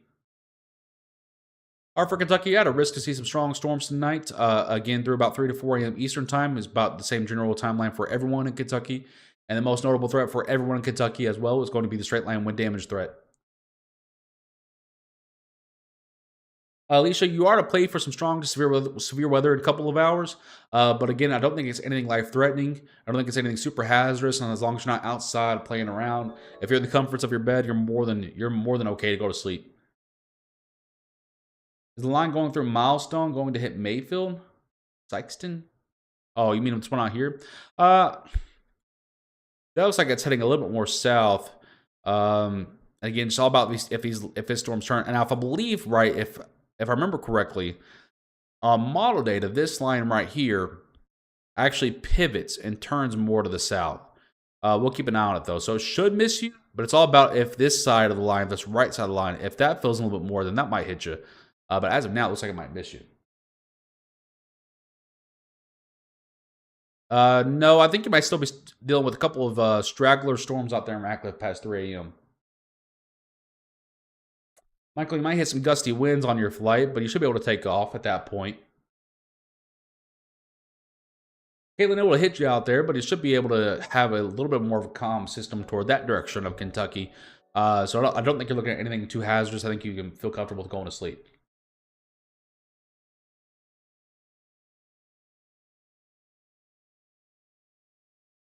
Oldham County, your runner is fair thunderstorm watch, I believe, at this time. However, you got probably about an hour and a half till it gets you. And the main threats by far are severe thunderstorm winds of 60-mile-per-hour winds or greater. So keep an eye on that threat throughout the night. And I believe it'll be in your area probably in about an hour or so out there. So interestingly enough, guys, just kind of watching here and doing some analysis with you guys, this line is starting to develop out here, right? But what we notice is that this line stayed out of the northern portion of Hardin County. So let's go ahead and switch over to the yellow marker here. It stayed out of this area. And if you notice, that area is where the severe thunderstorm watch is actually for. So because this line stayed out of that area, there's more energy here available for this line of storms to push through and perhaps still pose a severe wind threat. Whereas if you're east of this purple line, right, this rain shower is helping to keep you tamed. We got to have an interesting note there for you if you ever want to pay attention to why some warnings are issued for, or watches are issued for some places and not others. The main thing is just current analysis. So we got this little cell down here toward Campbellsville that's wanting to get a little bit stronger here. It's not quite severe, but there is a special weather statement out. Let's go ahead and click on it. Special weather statements out here for around the Campbellsville and Greensburg area. And the main threat is going to be wind gusts up to 40 mile per hour. Again, that's not severe. It's really not close to being severe. But it is a little bit stronger. So it might sound a little bit rowdy out there if you're down there toward Campbellsville, Saloma, Findlay, places down there toward Highway 210 and Highway 68. But not quite severe there. The most notable threat right now is this line of storms that's in Brandenburg and then going up toward Corydon, Indiana, posing a 60-mile-per-hour wind threat. Now, that will push more toward the Louisville area, Shepherdsville area, and the southern part of the line, pushing toward the Radcliffe and Irvington areas over the next, let's say, 30 minutes to an hour or so. Yeah, Danielle, it is kind of just wait and see at this point to see if that line fills back in. But honestly, confidence just isn't high that's going to fill back in. If you're in that area, I would feel more than comfortable going to bed, truly. Elizabethtown currently in a severe thunderstorm watch for this line right here. Now, this will pass through here in about a couple of hours, and we'll see how it comes through here. Main threat is going to be 60-mile-per-hour wind gusts. Brian, I got you on YouTube. Thank you so much for that. Appreciate that. Cookie Channel, thank you. Brian, thank you so much. Lots of lightning at the moment in E-Town and loud bangs. Yeah, loud thunderstorm moving through there. A few lightning strikes showing up on the radar. However, it is not severe, and that line hasn't been severe for a while. Aaron, with the 40 stars over there on Facebook, thank you so much. What do you think for Owensboro? Currently under a special weather statement and a severe thunderstorm watch. This line of storms right here producing a 50-mile-per-hour wind threat, I believe, last time I checked. Let's go check their message once again. Why is this being so weird about letting me click stuff tonight? All right, let's try it this way. And there's the severe thunderstorm warning for the bottom half now of that line, by the way. So again, that Owensboro threat is 50-mile-per-hour wind gusts. Here is the severe thunderstorm warning now to include Hardin County, Ratcliffe, and Vine Grove toward Irvington and Hardinsburg. This is probably for 60-mile-per-hour winds, and that is the case. The National Weather Service in Louisville has issued a severe thunderstorm warning for Meade County, central Breckinridge County, and central Hardin County in central Kentucky until 12:15 a.m. Eastern Time, 11:15 p.m. Central Daylight Time. The hazard is 60-mile-per-hour wind gust, and the source is radar indicated. Locations impacted include Brandenburg, Hardinsburg, Radcliffe, Webster, Vine Grove, Irvington, Muldraugh, West Point, Ekron, and Guston, Kentucky. So a severe thunderstorm warning there until 12:15 a.m. Eastern Time. That is the current and only severe threat in Kentucky at this time. Again, this line will continue to push through, and it should remain relatively strong for the most part. Forgive me for 1 second. I'm just going to go over here and make sure we get this shared out over toward our friends on Twitter. Why are the warnings being so delayed? All right, we'll get that out here in just a second then, I suppose.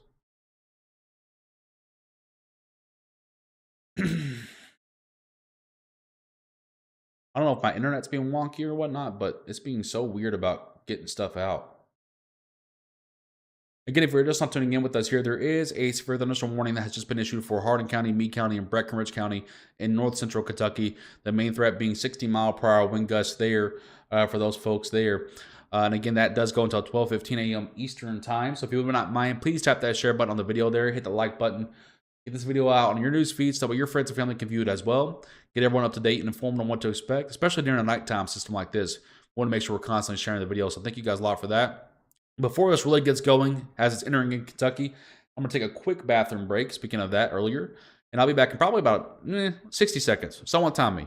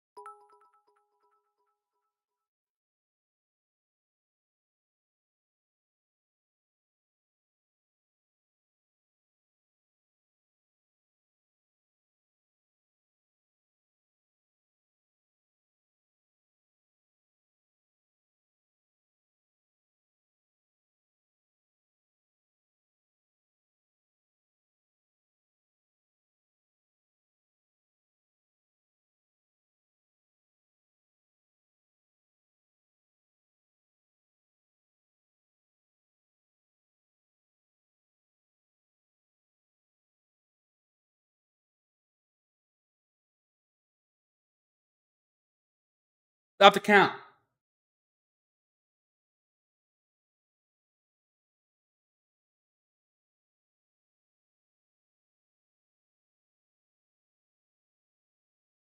Vicky, I appreciate that on YouTube. Damn, I was over 60 seconds. I always forget about washing the hands. It always takes extra 15 seconds. I was trying to count for that. I always forget about washing the hands, man. All right, next time I'll try to get under 75 seconds. I always forget about the time it takes to wash the hands. All right. Is this out on Twitter yet so I can share this? I don't know what is going. Is anyone else's Twitter or X acting up, whatever you all want to call it? Yeah. Oh well. What can you do? Dang. Well, that's not too bad. Not too bad. All right, so if you're just not tuning in here with us, by the way, I am George Herbig, Chief Forecaster here for Weather Now, Kentucky. And we do have two severe thunderstorm warnings entering into Kentucky area. One for northern Meade County for 60-mile-per-hour winds, and one for southern Meade County, eastern Breckinridge County, and west central Hardin County for 60-mile-per-hour wind burst possible in those areas, and perhaps some small hail as well. And if we get a chance, we'll take a look out the window. As you can see, I am included in that severe thunderstorm warning in northern Radcliffe. I'm not going to zoom in too much. I don't want you to see exactly where I'm at. Some weirdos out there. But I meant to tell you guys, I actually had someone come by the house the other day. They knew where we lived, which was very weird. Don't do that, by the way. Don't be that person. Like if I say it's cool, that's one thing. But if I don't know you, don't approach my house, please. Oh man. Starling does great till there's lightning. Oh really?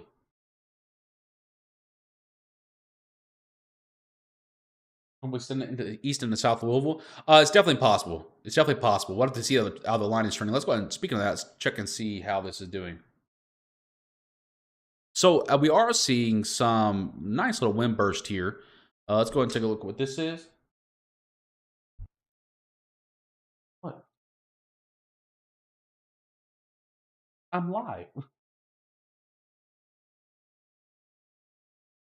Oh my goodness. Oh man, my grandma's funny sometimes. So we do have a couple of wind bursts here, 60-mile-per-hour winds pushing through northern or southern Indiana, going in toward eastern, or oh my goodness, now I'm all in shambles, going toward western Jefferson County. And then we have a pocket of 60-mile-per-hour winds north of Irvington, a few bursts of winds down here on the southern side of the cell too, so pretty scattered 60-mile-per-hour wind gusts throughout the two severe warning areas. Oh yeah, great. Oh yeah.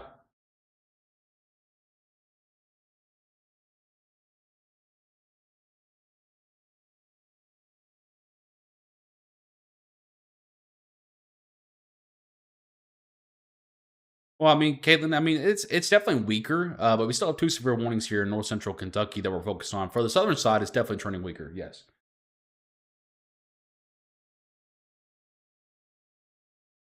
Oh man. Okay.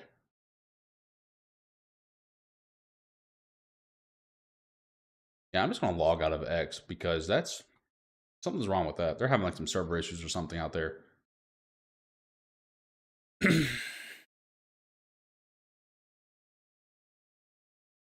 Oh yes, Ivy, that's correct. I probably could do that. For Murray, a little while. I mean, it's just for Murray, it's just a matter of if, like, for Western Kentucky as a whole, it's just a matter of if these two storm lines try to reconnect. Honestly, right now, it doesn't look like that's going to be the case. But there could be some more cells that reform, kind of like how we're seeing out here toward Marion, Kentucky right now. There could be a couple pop-up cells in between. It's just really impossible to forecast those before time. So the strong to severe storm threat is still there out in Western Kentucky, but at this time, it's just not as organized. It's kind of what we would say in that scenario.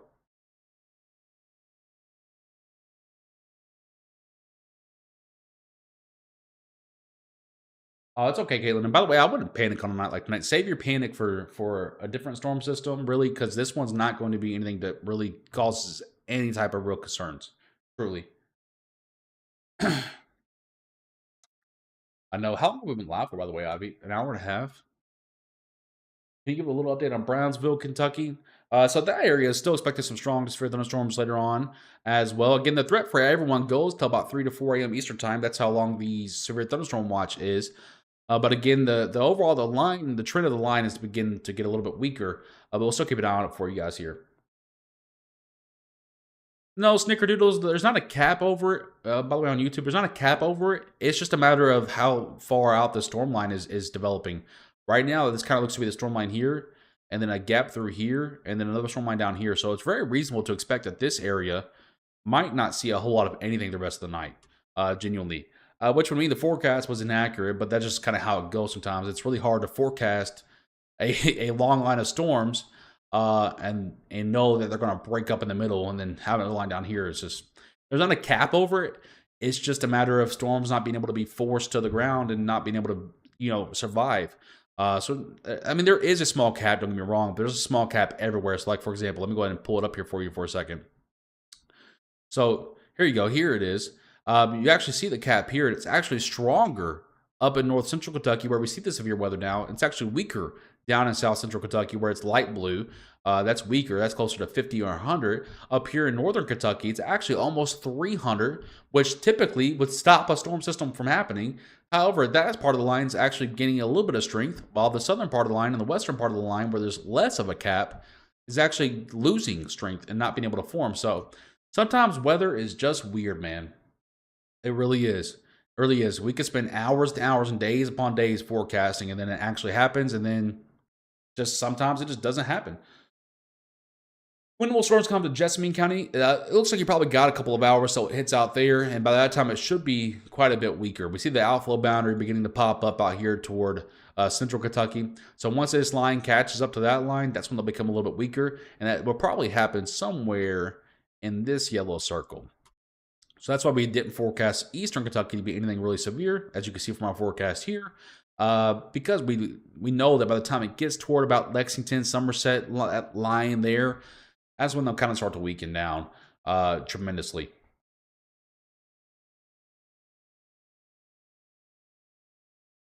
What do you think here for that update there?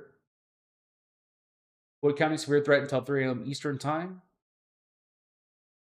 Yeah, Chastity. It seems like that's happened a lot, guys. Truly, I mean, ever since that one event, back on April 2nd or whatever it was, or April 3rd, I believe. Now that one was classified as a tornado outbreak because there were, I believe, 20 confirmed tornadoes. But I'm telling you, still to this day, I'm telling you that could have been way worse. Truly, we could have genuinely been looking at 20 to 30 tornadoes, with 5 or 6 of them being significant or violent. Still not too entirely sure how there weren't more significant tornadoes. The only thing we've done a lot of analyzing of that storm system since this past. And the only thing that we have found is a lack of dry air, which I know a lot of people don't think about. But when it comes to significant severe weather, you need dry air thousands of feet up to force the moisture down to the ground. There was a bit of a lack in that, literally just a little bit. And that may have been the reason to prevent storms from getting even stronger back on April 3rd. And that was a significant day. The fact that we didn't have more from that afternoon line, the morning line way overperformed. And that kind of saved the forecast a little bit. It way overperformed. The afternoon line was a serious letdown. I genuinely cannot believe, because now a lot of you guys don't know what I'm talking about here, but to give you a metaphor, you got to tank of gas for your car, okay? That April 3rd storm, that tank of gas was full, probably overflowing. That's how much energy and everything was in the atmosphere. I mean, it was overwhelming how much energy was in the atmosphere. I, for the first time in my 6 years here, was actually a little bit scared. I was, because it was most outside of that Mayfield tornado back in 2021. The system that came through a couple weeks ago was significantly concerning. Thankfully, I'm being honest here with you, telling you this. Back on April 3rd, when we did have the 20 tornadoes a couple weeks ago, that was quite literally the best case scenario, which I know is absolutely wild for you all to hear. Because when you hear 20 tornadoes in Kentucky on one day, you're thinking, oh my God, that was bad. And it was. But that was genuinely the best case scenario for that day, because there was just so much energy available, guys. It was absolutely insane. And I cannot believe that it did not perform even more. But on a day like today, to compare that, this baby has a 10th of the energy available. So that kind of puts it in some perspective for you. This has like a 10th of the energy available. So it kind of just offers some context of what we're dealing with here. That's what I tell you, folks. If you're scared, don't be. This is not the system to waste your panic on, because this is just not going to be something historic or tornado outbreak-ish. In fact, we haven't even seen a tornado warning in an hour anywhere, let alone inside Kentucky. And it looks like overall the line is beginning to weaken, although we do see a little bit of a bow right here. So let's take a look in here real quickly while I'm yapping. Doesn't look like it's rotating or anything, but it does seem to indicate some strong wind bursts out here toward just the north of Brandenburg, Kentucky. 60-mile-per-hour wind gust there. Just to the south of Brandenburg toward Buck Grove, perhaps 63 to 64. What? 96 mile per hour. Just to the east of Ekron. That has to be an error. There's no way. That...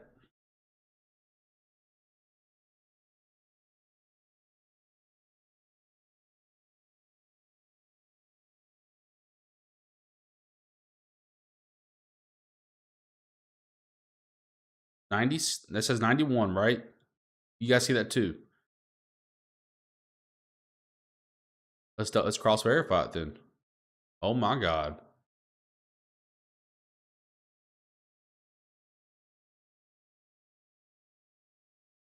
$92.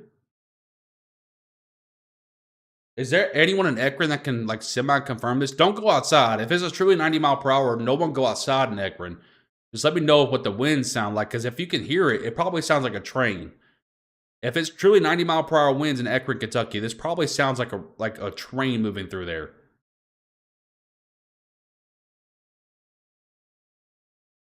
I'm gonna save this screenshot. I'm gonna go back and look at this later. We'll save that as 1. Save.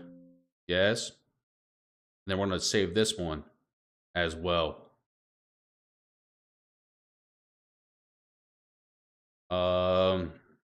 Just 2. 2's fine. Yes, save it. Gustin's getting hammered. It's crazy in Gustin, just next to Ekron. I thought it was a tornado. Okay, so you guys are actually hearing this? So you guys are actually in Ekron hearing these 90 mile per hour winds. No one go outside, please. It's not worth it. I don't need you to go outside. But if this is truly 90 mile per hour winds, what you're probably hearing, if you stay quiet enough, it should sound like a train outside. Really, Brittany? Okay. Wow, I thought it was in radar error. Aaron, by the way, thank you for your 40 stars. I'm sorry I missed that earlier. 91 mile per hour winds currently on radar just the east of Ekron. This would track toward Muldrow and northern Radcliffe and Fort Knox, by the way. Just if you wanted a heads up of where this is heading. Wow.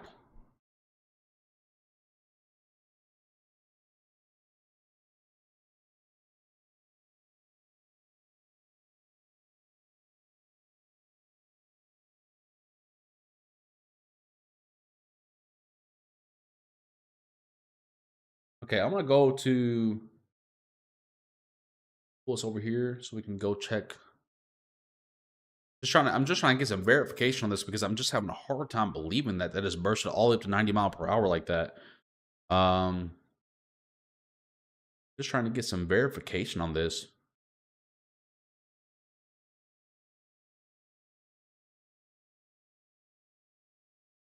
Severe thunderstorm warning, including Louisville, by the way, now. Also want to point out on this severe thunderstorm warning for Louisville, it is tagged with a tornado possible. So if you are in Louisville, heads up, it's not tornado warned. If you're in Louisville to Jeffersontown and Mount Washington to Shepherdsville, it's not tornado warned, but there is a tornado possible tag on this cell or part of this line going toward Louisville. Let's see here. If that's truly 90 mile per hour winds, let me put my phone on charge. That's heading toward B. I want to make sure my phone's going to be charged up. Scroll out. I will in a second, but right now we're really focused on this line here. There's no other severe warnings anywhere else. By the way, if you're asking about any other locations, there's no other severe warnings except for this right here. So we're going to focus in right here for a second because, again, this was showing 90 mile per hour winds just to the east of Ekron. Looks like it's calmed down a little bit now. Let's get our tool back out here. Okay, I wonder if that was just a radar glitch because now we're all the way back down. We're back down to 60, which sounds a lot more accurate. So I wonder if that was just a radar glitch. Let's go and check radar scope again. And it's also back down to 60. So I don't know if that was a radar glitch. or not. I'll have to wait. We'll have to. I'm sure the NWS will investigate that because I'm sure they saw that as well. So we'll keep an eye on that. I'm sure they saw that as well, though. That was kind of crazy to see on radar there. Okay, now we can zoom back out a little bit. So again, if you're just not tuning in here with us, I want to make sure you know this. Severe thunderstorm warning does exist for western Hardin, central Meade, and eastern Breckenridge counties for 16-mile-per-hour wind gusts there in that area. Let me click the tornado, or it won't let me click the warning for some reason. It's really trying to irritate me with that. We'll just go up here and do it. So the severe thunderstorm warning also exists for Harrison, Indiana, Crawford, Indiana, Floyd, Indiana, Meade County, Kentucky, Clark, Indiana, Washington, Indiana, and that does have a tornado possible tag on it as well. Make sure you guys can see this. You guys can't see it, so that's awesome. I'm gonna go to full display here for a second then, and you can't see that. Why is it capturing that screen? You guys are seeing my studio right now. Let's go out here, there. Now you guys can see it, and now my camera is all. What in the world is going on right now? Okay. Severe thunderstorm warning with a tornado possible tag does exist for Jefferson County, Kentucky, Bullitt County, Kentucky, and Oldham County, Kentucky. Now, again, this is not tornado warn, but there is a tornado possible tag on it. So we'll have to keep an eye on those locations there. Goodness gracious, what's going on in my studio tonight?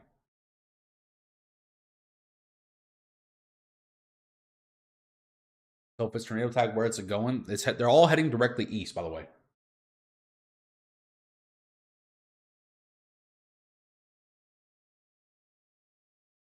You're all over the place. There's other streams if you don't like it, my friend. I will not change who I am. Let's see here.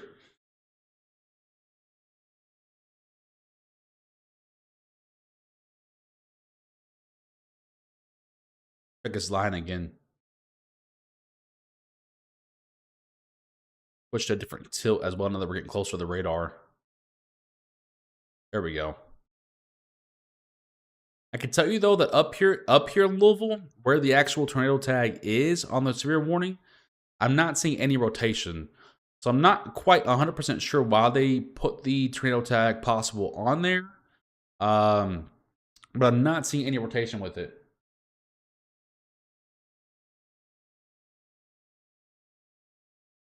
Yeah, Radcliffe is under a severe thunderstorm warning for 60-mile-per-hour wind gusts. That's correct. I got you, April. It's probably just a troll over there. That was on YouTube.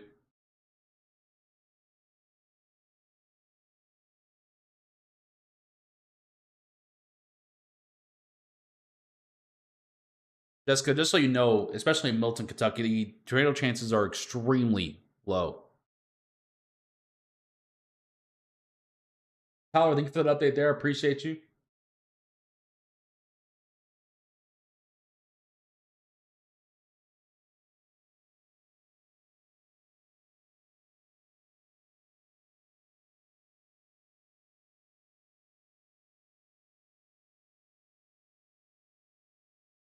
What's going on with that dog?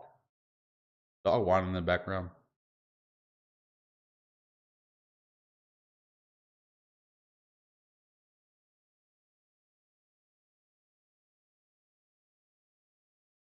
Derek, I appreciate you for tuning in, my friend.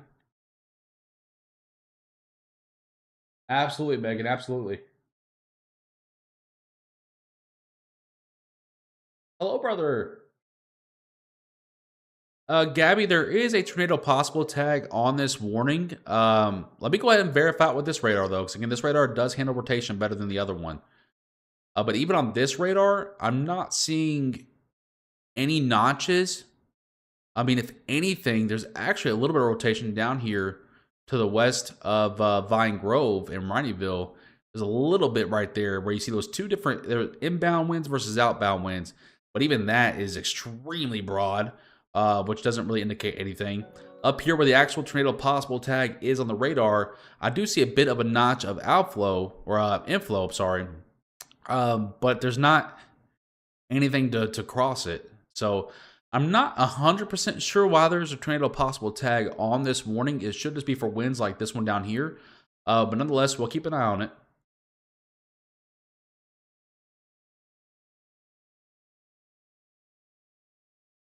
I got you, Ice. Well, we're right here to take care of you. I want to say real quickly, Thank you to everyone that's hit the follow button on Facebook and everyone that's hit the subscribe button on YouTube. Thank you so much for all of that. Thank you for everyone that's hitting the like buttons on both. And also thank you to people on Facebook that are hitting the share button at the bottom portion of their screen.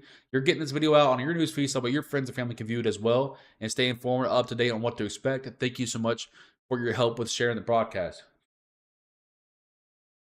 Caitlin, I appreciate that, but I believe the longest that we've ever been on live stream continuously is 6 hours and 38 minutes. I believe that's the longest I've been live. But I appreciate you, Caitlin, for hanging out with us.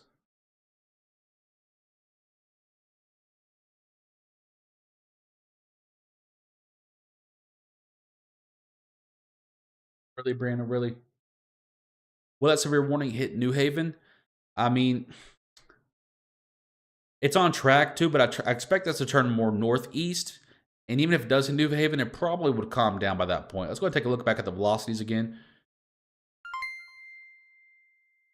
Kristen with the 100 stars, thank you so much. I appreciate that.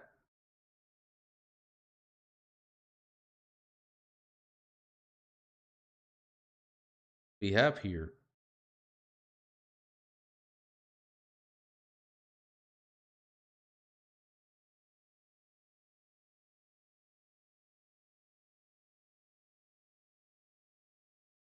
I think we need to go up another tilt.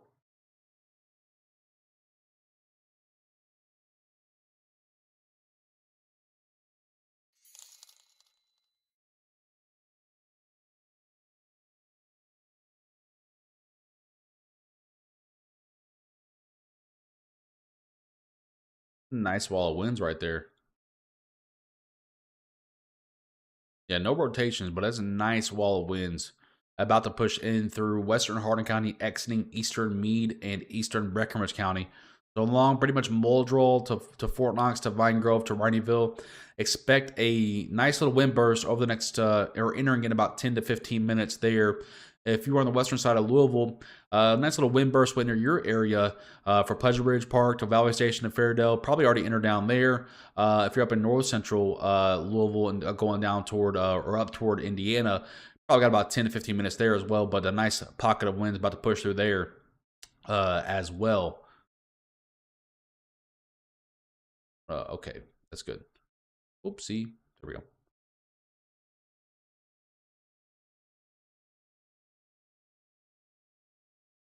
Okay, let's go and put this over to tilt 2 as well. There we go.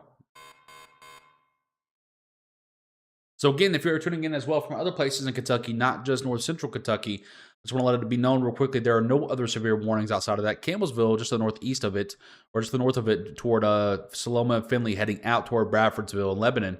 That one has special weather statement for up to 40-mile-per-hour winds, but that's not severe. So just a quick recap. Nothing severe outside of this area in north central Kentucky. Again, just taking a quick look at the winds, making sure nothing's rotating for you guys. Not really seeing a whole lot of anything. This needs to be over on tilt 2, by the way. Why isn't it letting me do that? There we go.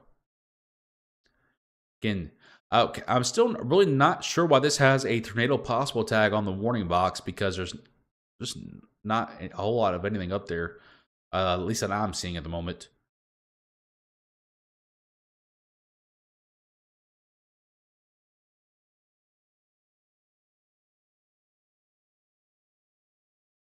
WK Messenger chat? What is that? No, Madison. So the March system that you're talking about had a massive, long line of winds that went all the way through Kentucky. And remember, it wasn't even storming. It was just a massive wall of winds. I don't think we're looking at anything that widespread, but there could be isolated pockets of up to 60-mile-per-hour winds. In that March storm that you're talking about, that was a massive line of 80-mile-per-hour wind gusts. So to put that in a little perspective for you, and it also lasted for hours. This is not going to last for hours. Probably still got a couple of hours ice. I mean, you got a weak storm front up here. So here's the outflow boundary we talked about. You can see clear as day now. So when this storm line catches that storm line, the severe threat ends. So that's what we're rooting for. And it looks like it's starting to happen. So you can see that that storm is actually back building in western Hardin County. Or I'm sorry, central Hardin County. That storm's starting to back build there. These two are about to connect. So when that happens, there'll be a brief period where they get a little bit stronger, and then they'll quickly weaken. So the severe threat is already low, and it's beginning to drop even more. Tara, I appreciate that.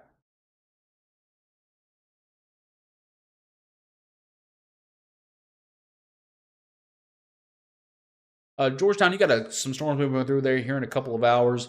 But again, you're pretty far east of the actual main pool of energy. By that point, the storms will be able to weaken quite a bit as they head through there. I'm going to check on this line of storms once more. All right, I'm done using this one for a minute. I'm going to go back to the crappy looking radar, but the technically better radar. Let's see here.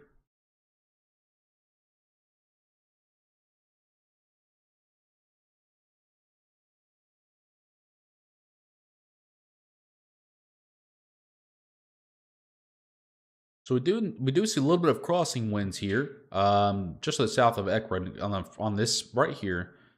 This might be indicating some brief, very broad rotation. It doesn't look like anything significant. However, it might lead to some more wind bursts. And I can actually hear them coming in Radcliffe right now. You can see WNK base. That's where we are, obviously.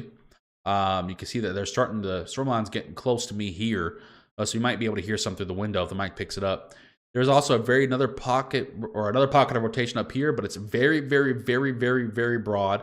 I don't expect anything to happen from that. Again, looking up here in this severe box in the Louisville area, Bullitt County area, going up to Oldham County as well. Not seeing any rotation up there currently. So overall, looking pretty good there. Let's go and see if we can measure some of these wind bursts that we're seeing. So let's go ahead and measure this one out here. We see 30, 40, 42, 45. Not seeing a whole lot there. Up in Louisville, we got some bigger winds happening. Now, again, these aren't going to be extremely accurate because it's trying to force all these winds out. Like the 86 that you just saw, that's probably not accurate. It's probably closer to 49, 50.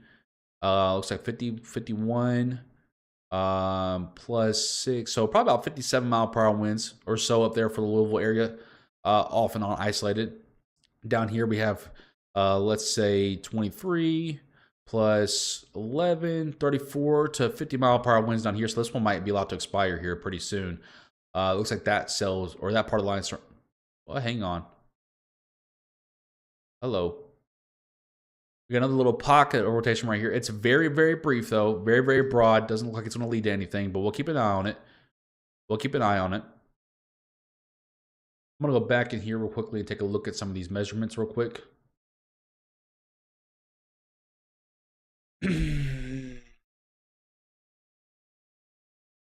Not a whole lot. Not a whole lot of juice anywhere, honestly. Not a whole lot of juice anywhere.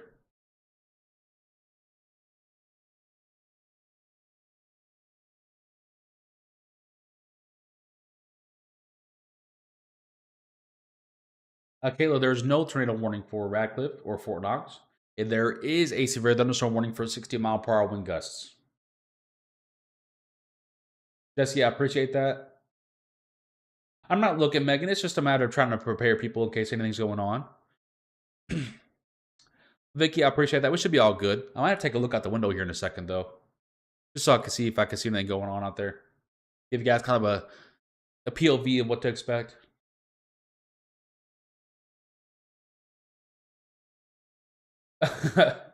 Catherine, you're funny. Yeah, I do it all the time. There was an event a couple weeks ago where what happened? I think almost the same thing as you, but it was a fan that kicked on and I jumped. I'm not going outside, I'm just looking out the window.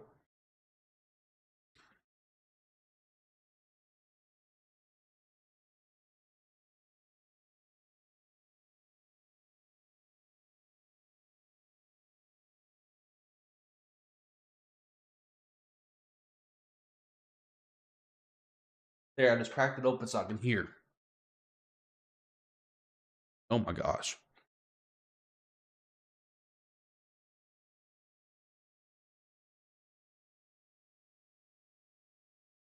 I can hear the winds picking up a little bit, but it doesn't sound too bad just yet. But again, I am right here, so it hasn't really reached me just yet. I probably have, let's see here. How fast is this bad boy moving?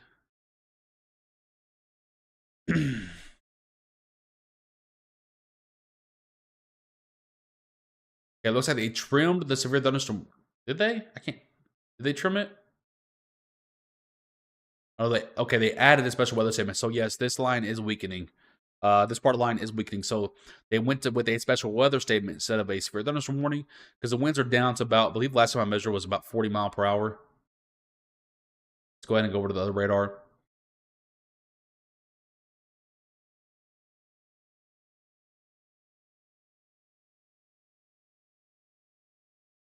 It's a nice wall of winds.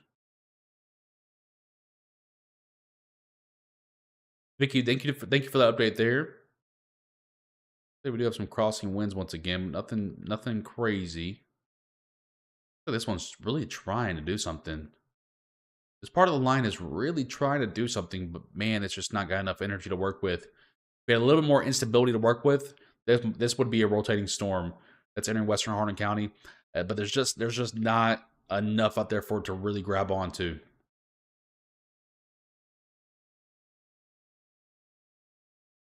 Irvington, you just had probably your worst cell of the night past you. Some more thunder showers occurring behind it, but those probably won't be severe because there's so much rain with it. So I think you're probably good to go to bed out there. You just had again, that was probably your worst cell of the night that you just went through.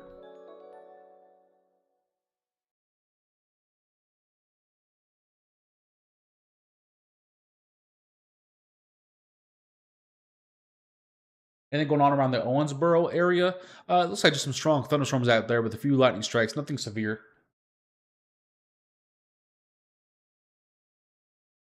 QLCS stands for Quasi-Linear Convective System. Basically, it's a mode of thunderstorms. If you guys did not know, there are several different types of thunderstorms that can come through. Supercellular, QLCS, a few other ones that I obviously can't think of off the top of my head because I'm just tired. Actually, what I can do, though, is I have a little cheat sheet that I've saved that I can pull up for you guys, just in case you were curious. By the way, that severe thunderstorm warning has been expired for Hardin County. Now, just a special weather statement, which is probably accurate because it looks like the winds did downtrend quite a bit. Yeah, it looks like they're down about 35, 40 mile per hour. So it looks like they're downtrending quite a bit there. And again, those two lines are beginning to connect now. So this line should start to weaken. Now what we're going to watch for is the southern side of these cells right here, as they once again track east throughout central Kentucky. That's probably our next focus because these lines are beginning to connect out here, which should weaken this line overall. There might still be a few brief impulses of some strong weather throughout that line, but now our focus kind of turns toward this line down here toward Livermore and Fordsville. I want to keep an eye on that one real quickly, but real quickly, I just want to show you, this is kind of our cheat sheet here that we look at. These are all the different types of storms that you can be working with.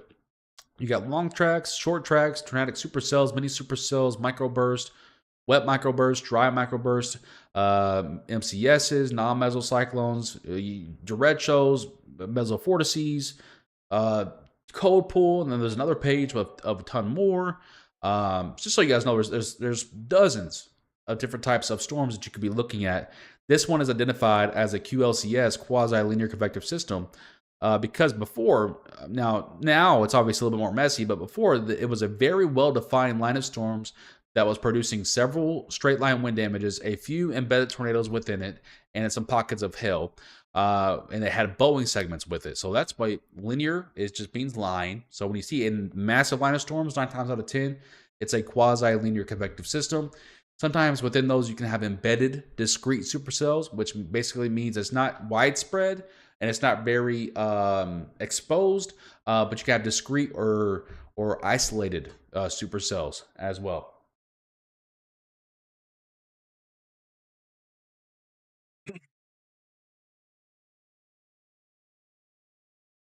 Yeah, Bernard, I just don't see a massive severe threat for that area tonight.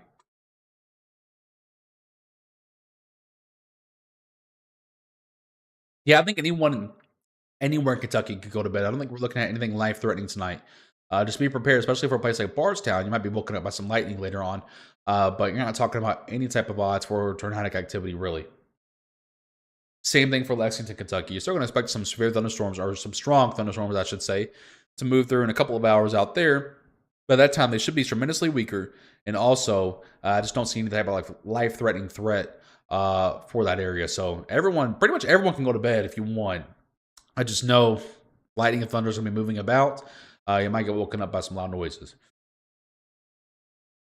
Yeah, I'm not really sure why they ever put the tornado tag on there. There was never any indication of that. But I appreciate your report over there, Prenor. No, I'm absolutely butchering that, and I'm so sorry, but thank you for that. No, Sarah, no one's all clear because again, we're still dealing with post-frontal storms that are occurring back out here, as well as back down here to western Kentucky. So no one's all clear, but the severe threat's definitely not anything that I would stay up for. Truly. Unless you just like looking at storms.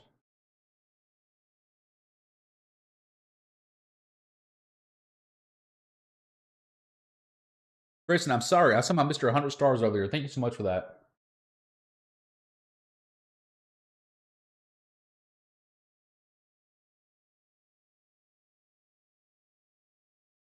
No, not really, Katie. It won't affect it. It's just they're all moving kind of like one unit. Um, it's just about a matter of how far south this line expands. If it doesn't really expand much more, then you're going to miss out on everything down there in London. But now there is a couple of cells that are trying to jump in front of everything. But the main bulk of energy is actually well out western Kentucky. The main bulk of energy, by the way, guys, if you wanted to know, is actually right in here. The only problem is there's no storms right in here. So anything that's popping out in front of it, nothing really too concerning about that. Just massive rain showers. You're moving to Georgia? It's going to suck to see you go.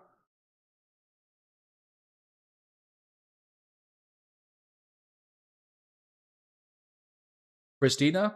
I'm hoping I'm saying that correctly. That's also spelled different, so I have no idea. But it's cool, though. You have a different name than most people. Or different spelling, I should say.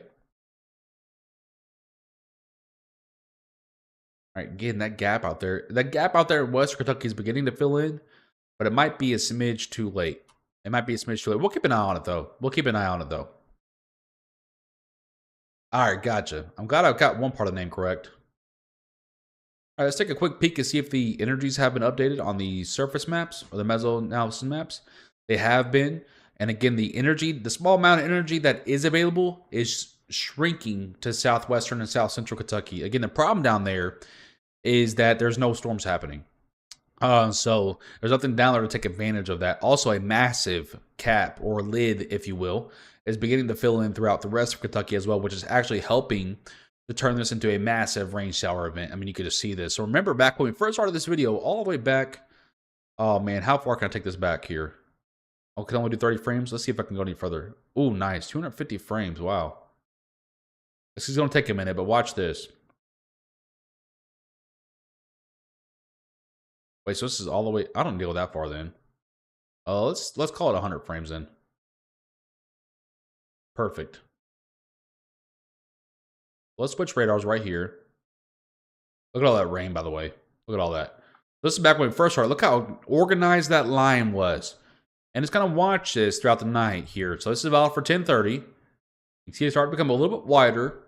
You also start to see these showers in front pop up here. That's pulling those storms away from that line like we talked about several times. And now they're connecting here as we approach midnight, where we already are at midnight. And now this line is turning into a massive rain shower. So once again, watch this. Just look how organized and how strong that storm was. This was actually when it was producing several tornadoes out there in eastern Illinois and western Indiana. And those areas out there in Missouri, and just watch, you can see this outflow boundary just scoot across, and it actually helped to pull that storm system to the south a little bit, and also allowed this storm system to get kicked up to the north to get going, and now they're connecting into just a massive rain shower event for central and eastern Kentucky. Now, one thing we're still watching is this area right here, because if these cells can get going into their own kind of, they might be able to perform a little bit. But even those are extremely marginal. So for anyone asking about if you can go to bed or if you can feel safe, I think so. If a little lightning and thunder doesn't bother you, then I think you're probably good to go, because it's probably all we're looking at tonight. Again, there might be some isolated pockets of wind burst up to 60 to 60 mile per hour or so. But when talking about anything tornadic or life-threatening, I don't think we're looking at that, guys, genuinely. Not going to lie to you, to get you to watch my video more to make more money, right? But that's not the case. So that's not what we do out here. I'm being honest with you and telling you that if it were me, I'd go to bed. Unless you just genuinely like watching storms or you're bored and just want to watch things. And now again, I'm not going to give the all clear out because again, there are still some hints that this little pocket right here, as it scoots east and it just kind of drops. See how it's just kind of dropping like that. And as that scoots northeast, right, there are some hints that might try to perform a little bit into a strong thunderstorm or severe thunderstorm. But again, talking about anything tornadic or super hazardous, I just don't think we're looking at that tonight. Gamer, we don't follow Ohio. We don't forecast Ohio. So I just have to say, appreciate you tuning in. But fortunately, we don't cover that area. We only cover Kentucky. Shelbyville, Indiana looks for the rest of the night. Kayla, I'm not quite sure because I don't really know where Shelbyville, Indiana is, to be honest with you. Vicky says, this is weird. Only lightning beautiful, though. Appreciate your comment there. Oh, I'm exhausted, but we keep the live coverage going, Ivy. We keep it going.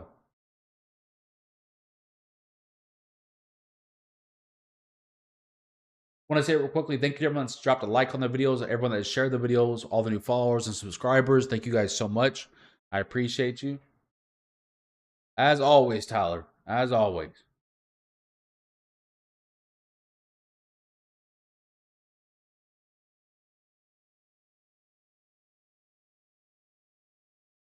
I'm not gonna lie to you guys though. I mean, I love what I do. I love my career here. I love what we built. But I can't wait to take a couple of days and just not even look at a radar. Genuinely. Genuinely. Ever since, so the April 3rd system came, but we first started forecasting it. Remember, we gave you the earliest alert 6 days before that system. So that takes us back to March 28th, right? Something like that.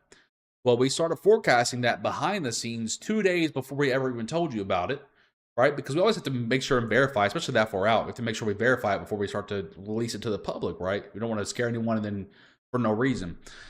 So we started forecasting that 2 days before that. So that's March 26th, right? So we've been nonstop here. So it's March 26th, really. Because we had that system. We had a system right after that. And then I think we had another system that was kind of smaller. And then we had this system that started all the way back on Sunday night going into Monday morning, right? Where we had some big hail producers in some locations. And then Tuesday we had another round of it. And then Wednesday we got kind of a break from it, but we're still forecasting for Thursday, which is today. So I love you guys, but I cannot wait to not look at a radar for a couple of days.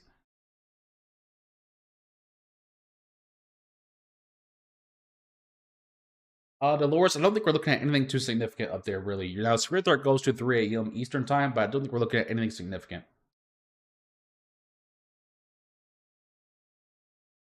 That is very true, Ivy. But we do it because the people need it. Because I just love doing this.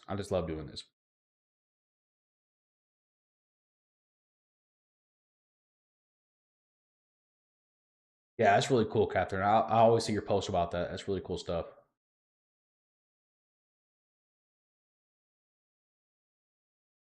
Oh, there are definitely a lot of intense discussions within the weather chat. So there's always, we got a little bit of a team here. We got me, Ivy, of course, Bree, my wife, who helps out with the moderations from time to time.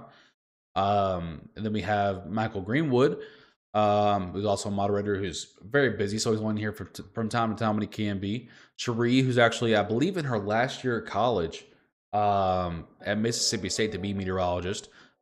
She's gaining a lot of information on there. She's also gaining a lot of information from us, just kind of watching how we do things. Because quite honestly, there's so many things that you can learn from a textbook, right? There's so many good things you can learn. I'm not going to bash it at all. If that's how you learn, that's how you learn. But there's some people like me that learn more from experience. And so she's got a kind of a great setup going on. Not only does she have Mike, who is a previous meteorologist and a forecaster now, has great experience from Wyoming and now here Bowling Green. But you also have me, who's got a lot of good experience going and starting to build some stuff. And then so Cherie's got a good little setup. So I'm hoping that we can keep Cherie from going to a broadcast, a news company, keep her here and let her develop because she's very, very smart. So I'm hoping we can convince her down the road to stay here. But it's going to be a hard sell. But nonetheless, we got a great little team going on here. We got Bo who's in here from time to time as well. And so quick shout out to all of them because not only have I been busy the last few weeks, but they've been busy not only hearing me either complain about a forecast or complain about how tired I am, but they just put up with me. So thank you to every one of them. Make sure if you're in the chat right now, make sure you give a big thank you to every one of them as well. Not only me. I know you guys always see my face, but there's a big team that goes on behind it. So great stuff from them as well.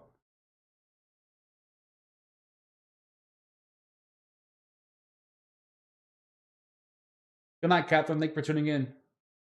Bowling Green, I mean, the chances there are really slim on any severe weather for the rest of the night because there's just so much rain involved with everything. Everything's just kind of really tapering down.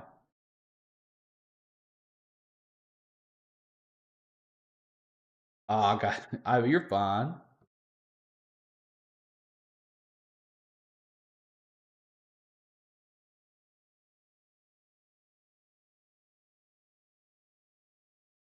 Yes, big thank you to them.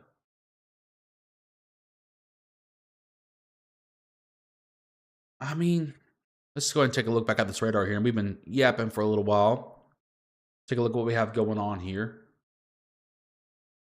So 1, not seeing any rotation there, but there are some nice wind bursts, by the way. If you're up here in the Louisville area, basically from Mount Washington all the way up toward Goshen, nice 50 to 60 mile per hour wind walls going through there right now. So you expect to hear some loud winds go through that area over the next 10 to 15 minutes there. Elsewhere in Kentucky, there's not a whole lot going on. By the way, they just canceled that severe thunderstorm warning in Louisville, put out a special weather statement.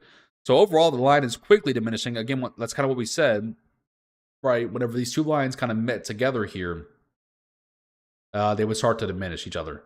And that's kind of what's happening. So these two lines are beginning to merge now. We can see that that's just creating a massive rain mess. Again, we're going to keep an eye the next few minutes at least on this little cell down here. Just make sure that doesn't really do anything mischief. Let's go ahead and check back out here toward western Kentucky. Again, it really just has not filled in that gap at all. So it's really not allowing anything to really pop off down there for you guys. Now, once again, something else we are watching, just kind of keeping a loose eye on it, is this post frontal or backside line right here. Now, model data has indicated that this line would get quite strong as it heads towards central Kentucky, which is why we have not given anyone the all clear yet, and indicate this one would be pretty strong as well. But I can tell you from personal experience, and I'm sure you guys can agree with this as well, usually when we see a ton of rain like this, even backside stuff just doesn't get very severe. It just doesn't get very strong. So personal opinion and experience wise, this probably won't do anything, but model data keeps suggesting to watch this area as it moves here to the east. So that's what we're going to do, is continue to watch. Goshen. Oh, Goshen. I'll draw. Katie, we appreciate that kind comment. Thank you so much. E-Town's looking fine, honestly. Probably some strong thunderstorm activity through about 3 a.m., but not a massive severe threat. Jennifer, thank you. Summer, thank you very much. Aaron, thank you for that report up there in Carrollton, Kentucky. Thank you so much.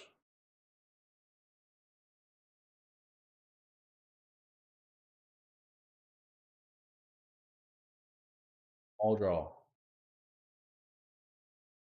Y'all gonna have to forgive me. Some of y'all got some hillbilly town names. Yeah, I'm just kidding. No one get mad at me. How are dew points looking? That's a fair question. Let's go ahead and take a look at there real quickly. Dew points are still pretty high out there in south central Kentucky, but again, remember, you haven't really had a whole lot going on in the last hour or so, so pretty untapped out there. Same thing is the case out here in western Kentucky, where the storms just passed through northern Kentucky. Dew points are hanging right around that 60 mark. Out eastern Kentucky, still all the way down in the mid 40s to low 50s out there. So kind of still looking pretty meager in most places, honestly. Looking like a lot of rain's about to push through Valley Station in Louisville, but the overall severe threat is quickly diminishing in that area. Dead Horse Holler. What in the world? Monticello, Lake Cumberland area. You're way out there to the southeast there, out there in Monticello. So I wouldn't really expect a whole lot out there because once again, you're look how far east you are of the actual main action. By the time it gets to you in a few hours, it should be a lot weaker. Now you will deal with some thunder showers. But when it comes to severe levels, I don't think we're going to. Or I don't think we're quite at a concerning level for that area.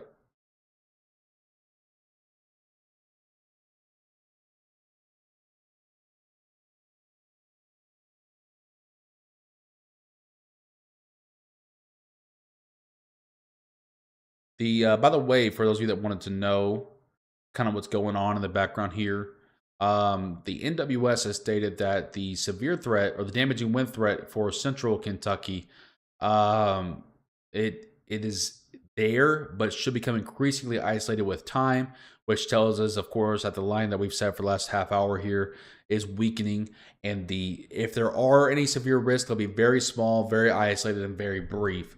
In that line, they've also noted, by the way, as well. Let's go ahead and scroll back here.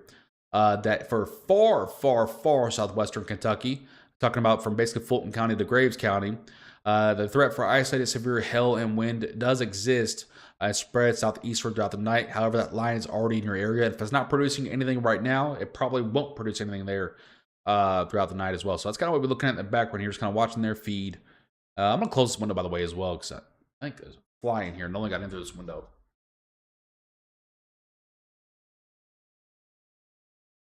There we are.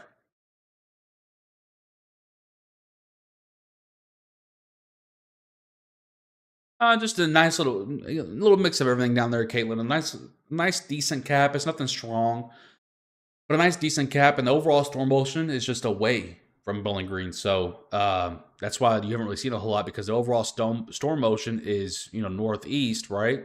The line only came down to about right here. Big old mosquito, get out of here. But the line's only going to go so far southeast. Then that just kind of moves up there. So everything's just kind of going away from south central Kentucky. Talking about country names, there's a town or county names or country names. Okay, there is a town just inside of Tennessee called Bumpkin Mills. Really? I don't understand how people come up with these things. Mayfield is still under that severe watch, mainly for this little line right here. I'll go ahead and show you real quickly. But I can tell you it's not really doing a whole lot just yet. And honestly, there's your last little gasp of the night, if you will. Unless it has a miraculous uptrend, it looks like it's just going to be a strong rain shower as it passes you. Now, after it passes you, like somewhere maybe in Murray or a southern Mayfield, heading toward Paris, Tennessee. Now, it might be a little bit stronger down there, but as of now, it doesn't look like a whole lot. By the way, if you're just not tuning in here with us, there are no active severe thunderstorm warnings or any active warnings in Kentucky right now. There are 2 special weather statements for northern Harlan County and eastern Jefferson County, going out toward the Frankfort areas to include Eminence and Shelbyville, but those are not severe warnings.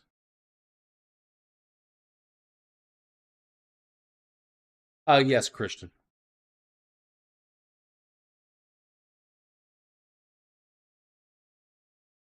That is correct, Cookie Channel. But I don't think, I just really don't think. We're talking about a storm system going beyond 2 to 3 a.m. It really loses a lot of power at that time. You got to remember, 4 to 8 a.m. are usually your most stable times of your atmosphere every day. Lowest temperatures, lowest dew points at that time. So I really have a hard time believing that the severe threat actually exists all the way until 8 a.m. Yeah, pretty much, Katie. Which is always going to be the case with this system, but it's just happening a smidge faster than kind of what models indicated. Now there are some brief pockets within this line. I'll go ahead and show you real quickly. That mosquito will not leave me alone. Stop it. When I find it, I'm gonna take care of it. I'm gonna take care of it. But there are some small little cells that are like a little bit more powerful than the rest of them. You also have this post-frontal storm line that we're kind of keeping an eye on, but that's mainly moving this way. And with all this rain that just moved through this entire area, I just have a hard time believing that one will get extremely strong. But models continue to indicate that it will be strong. So we're going to continue to keep an eye on it, but I just have a very hard time believing that it'll be anything super severe.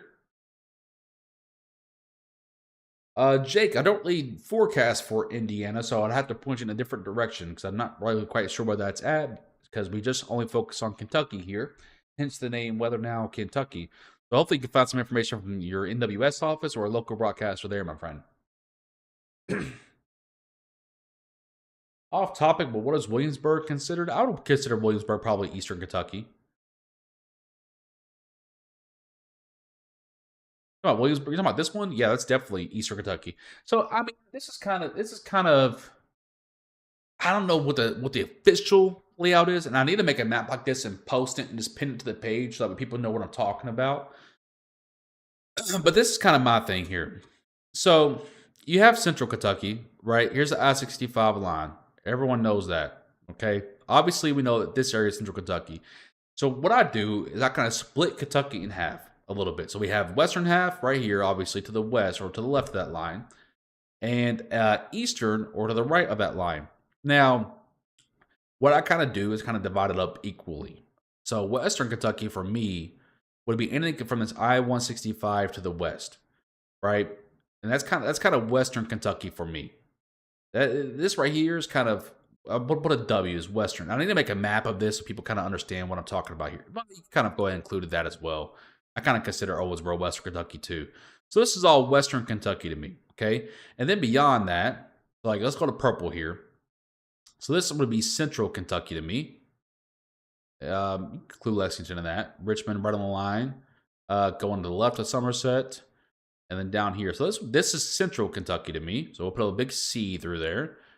And then this is eastern Kentucky to me. Now, in eastern Kentucky, I also divided up in a different way, and I'll show you that too. So this is eastern Kentucky to me. Big green, big green, big green, big green. This is east, but I also do this as well. So you get northeast Kentucky, and then southeast Kentucky. That's kind of how I do it. But everyone has their own little thing. I don't think there's anything really official about it. This damn mosquito. Sorry for cussing. Where are you at? I wouldn't mind if it was a little bitty one, but I don't like the big ones. I'm not scared of them, but they're just ugly. You guys know what I mean? They're just ugly. Yeah, I don't think there's an official way to do it, but I need to make a map of this, like an official map of this, and post it and pin it on my page. So people stop getting confused when I say, Western or West Central or whatever. But that's kind of how I do it in my little Bob Ross right there. But so pretty much, Owensboro to west there is kind of Western Kentucky for me. I gotta find this mosquito, by the way. He keeps trying to get my leg. I don't know where he's at. He better not be on my red flag. I don't know. He's not bothering me at the moment, so we should be okay.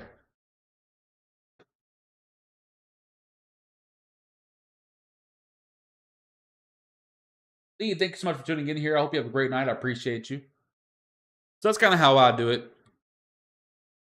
Yeah, that cold front's starting to push in. So this is actually a cold front, by the way, for those of you that want to that may not know. This is actually a part of a cold front that's pushing through. You can see the temperature line. So East Kentucky's always been chillier. But you can actually see the cold front pushing in from northwest to southeast. Lower temperatures where the rain's occurring. Some temperatures trying to rebound out there in western Kentucky. This is all part of a cold front. Let me go ahead and zoom this out to. Oh, I'm already at this regional view. Perfect. Let's go to the 0Z run. And we'll show you the temperatures throughout the week here. Just have a quick second. There's nothing severe going on, right? Let me just double check here. No, nothing. Okay, good.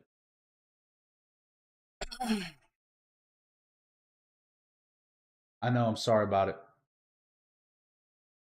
Yeah, I got y'all, April. It's just everyone kind of has their own way of identifying West, Central, Eastern Kentucky. And in Tennessee, fun fact, they don't even refer to it as Western or Central or Eastern Tennessee. They call it Western, Middle, and Eastern. I think is what they call it down there. They don't use Central because Tennessee just has to be different. So this is all part of cold front, by the way. So as we see this, you could just see the cold just kind of push in. Now, it's not like we're talking about sub-freezing temperatures or anything, but, chillier than the 85 degrees that we've been seeing, most certainly. So just a little bit of a cold front heading through here, in case you didn't know, by the way. That's kind of what all this is coming from. The energy, by the way, that we keep checking on is being pushed further southwest. So again, this kind of shows you that this is really dying down.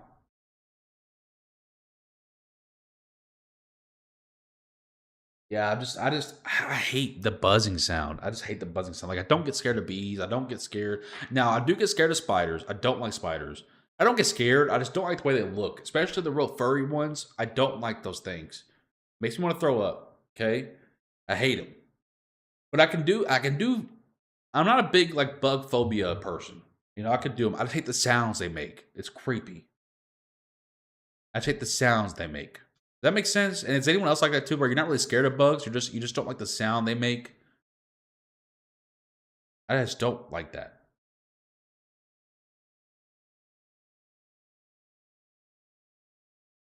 I think it's on the back of my studio light because my studio light's flickering for the first time ever. Robert, thank you for your 30 stars. I appreciate that. Yeah, Caitlin, pretty much. Spider Queen, what the heck? Really, Aaron? Really? Spider on the back of my chair, huh? Good one. Good one. Cookie Channel, I appreciate you tuning in here. Thank you so much. Have a good night. What all is the Ohio Valley? You know, I can actually just pull up an image of that for you. I can show you on the map, but more officially, I'll show you the image for you.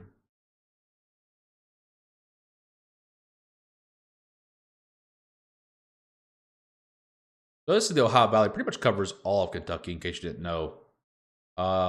Hopefully this website's fine. I can't zoom it in any more than this, but Ohio Valley pretty much includes all of Kentucky, except for the far southeastern, because they have to be different out there. They're actually referred to as the Southern Alps or Southern Appalachians, which is the very far corner of like Hazard, or not Hazard, but like Harlan, Kentucky, all the way out there. But for all of other Kentucky, Ohio Valley is usually our term, but more specifically, we're in the lower Ohio Valley. So if you ever see someone say the lower Ohio Valley, which is usually what the NWS refers to Kentucky as, so if you're ever reading an NWS report or anything like that, and you ever hear it say or read it say lower Ohio Valley, that's Kentucky. I agree, Vicky. Very irritating.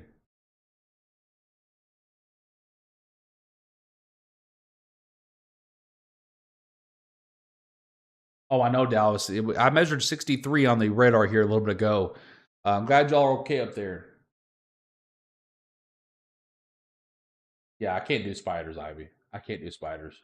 I just hate the fur on them sometimes. Grasshoppers are weird too. I hate the oh my gosh. What's the real skinny long ones, guys? Um oh my gosh, what are they called? I can't even think of what they're called now. They're kind of like grasshoppers, but they're like very skinny, very long. They're a lot bigger than grasshoppers. Oh my goodness. Praying mantis, yes, thank you. I can't stand those things, man. They look weird. They look weird. Oh my gosh. There was one time I was younger, and then we'll probably wrap up the stream because honestly, guys, it just doesn't look like very much anymore. There was one time when I was younger, we went camping with the school, and we were staying in these cabins, these log cabins, and I woke up like 4 or 5 in the morning. I just had a weird feeling. I was like maybe 8 or 9 years old. I turn over, and there's a cabin spider, which if you never heard of that before, it's a very hairy, very big spider, and it was on the wall right next to my bed, maybe 3 feet from my face.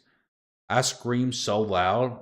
The advisor that was with us, the guy that was kind of counselor, whatever you can call it, he thought like I'd done hurt myself. I was just I could not. I was frozen.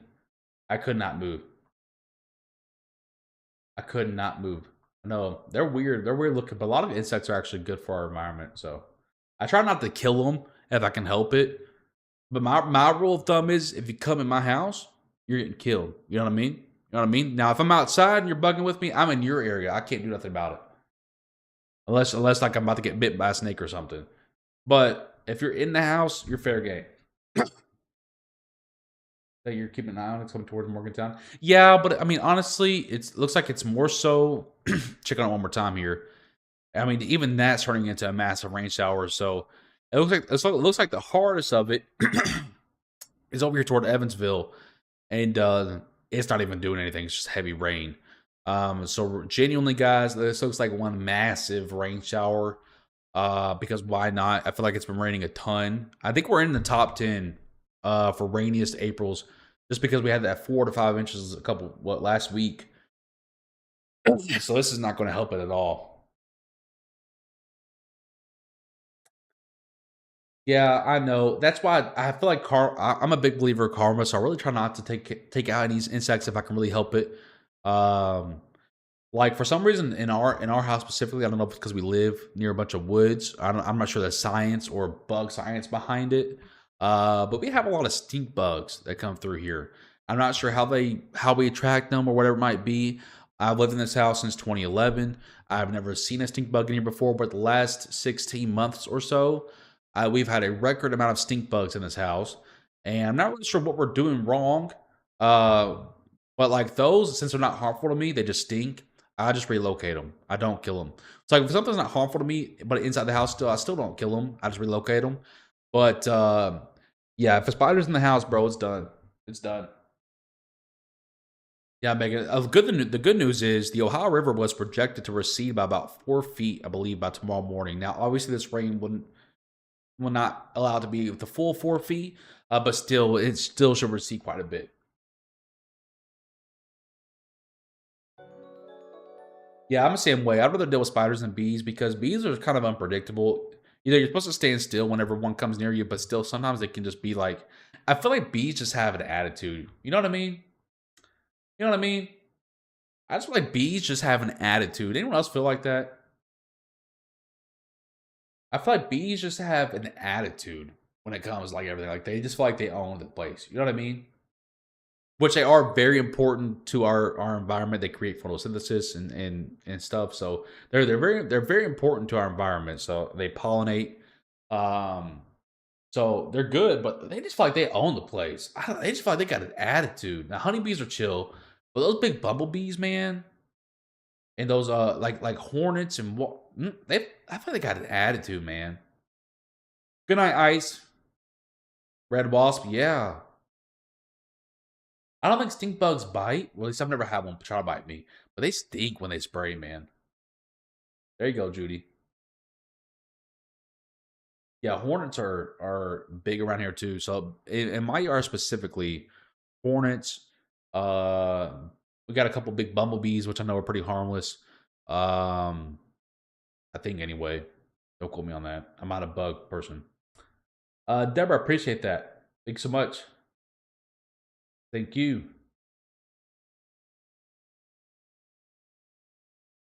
I know. See, look, a lot of you agree with me. Those bees and wasps and stuff, they got attitudes. I don't mind ants. Now ants are annoying, of course, because they come in like big packs. You know, they're kind of a pain in the butt to get rid of whenever you get them. But I got a little trick for ants. I'll put like a little. The ants love dish soap. By the way, if you guys didn't know, they love dish soap.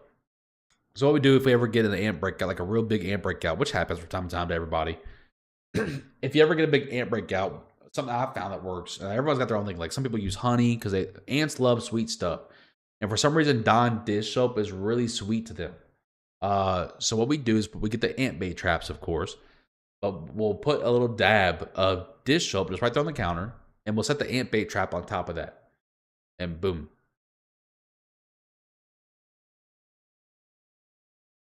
and boom.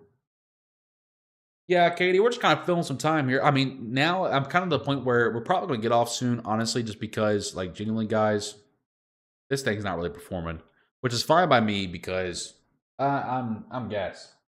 Put a brown paper bag up on your porch. It's supposed to attract bees and moths because it looks supposed to look like a hornet's nest. Oh, never tried that. Yeah, they love sugar. Ants love sweet stuff. So if you want to attract them, just put a little dab of something on your counter or whatever. Yeah, it just the line itself. I'm still looking at it radar, even though I have even though I'm on full cam. I'm just looking at it on radar, and it's still just not looking like a whole lot of anything. It looks like just a bigger rain shower. Genuinely, the bigger everything looks like a big rain shower right now with a few isolated pockets of some wind burst, but nothing widespread, nothing really severe. There's going to be a few lightning strikes, a few rumbles of thunder through the night, guys, but that doesn't necessarily mean a storm is severe. It just means it has a little bit of heat energy with it. Yeah, I know, Cody. Yeah, I know. But genuinely, guys, I'm looking at the energy, even though I have full cam here. It's not, there's nothing for these storms to work with, genuinely. But of course, as always, we'll be watching in the background here. I'm not going to bed anytime soon. But I do think it's time to probably hop off this video because we are just kind of chit-chatting about everything under the sun. And honestly, guys, it just does not look like there's a whole lot going on the radar, genuinely. But of course, we'll keep an eye on things for you. I'll probably go lay on the couch while I do that. I'll just watch from my phone, just kind of give myself a little bit of a break. But yeah, until then, guys, if we do need to go live again, of course, we'll be live again. Of course, I'll post an update. Of course, I'll post an all clear post whenever things are done, if you're interested in that. I enjoy chit-chatting with you guys too. But I have seen too much of this computer the last few days, and I'm tired of looking at it. But I promise you guys, I will keep an eye on everything in the background. I do appreciate y'all for tuning in here and chit-chatting with me throughout the night. I'm going to go eat a little bit of food and watch this stuff for you guys. Until then, make sure you look out for posts on the page for an all clear or an update, either one of the two. I'm George Herbig, Chief Forecaster here with WK. Until next time, stay safe, Kentucky.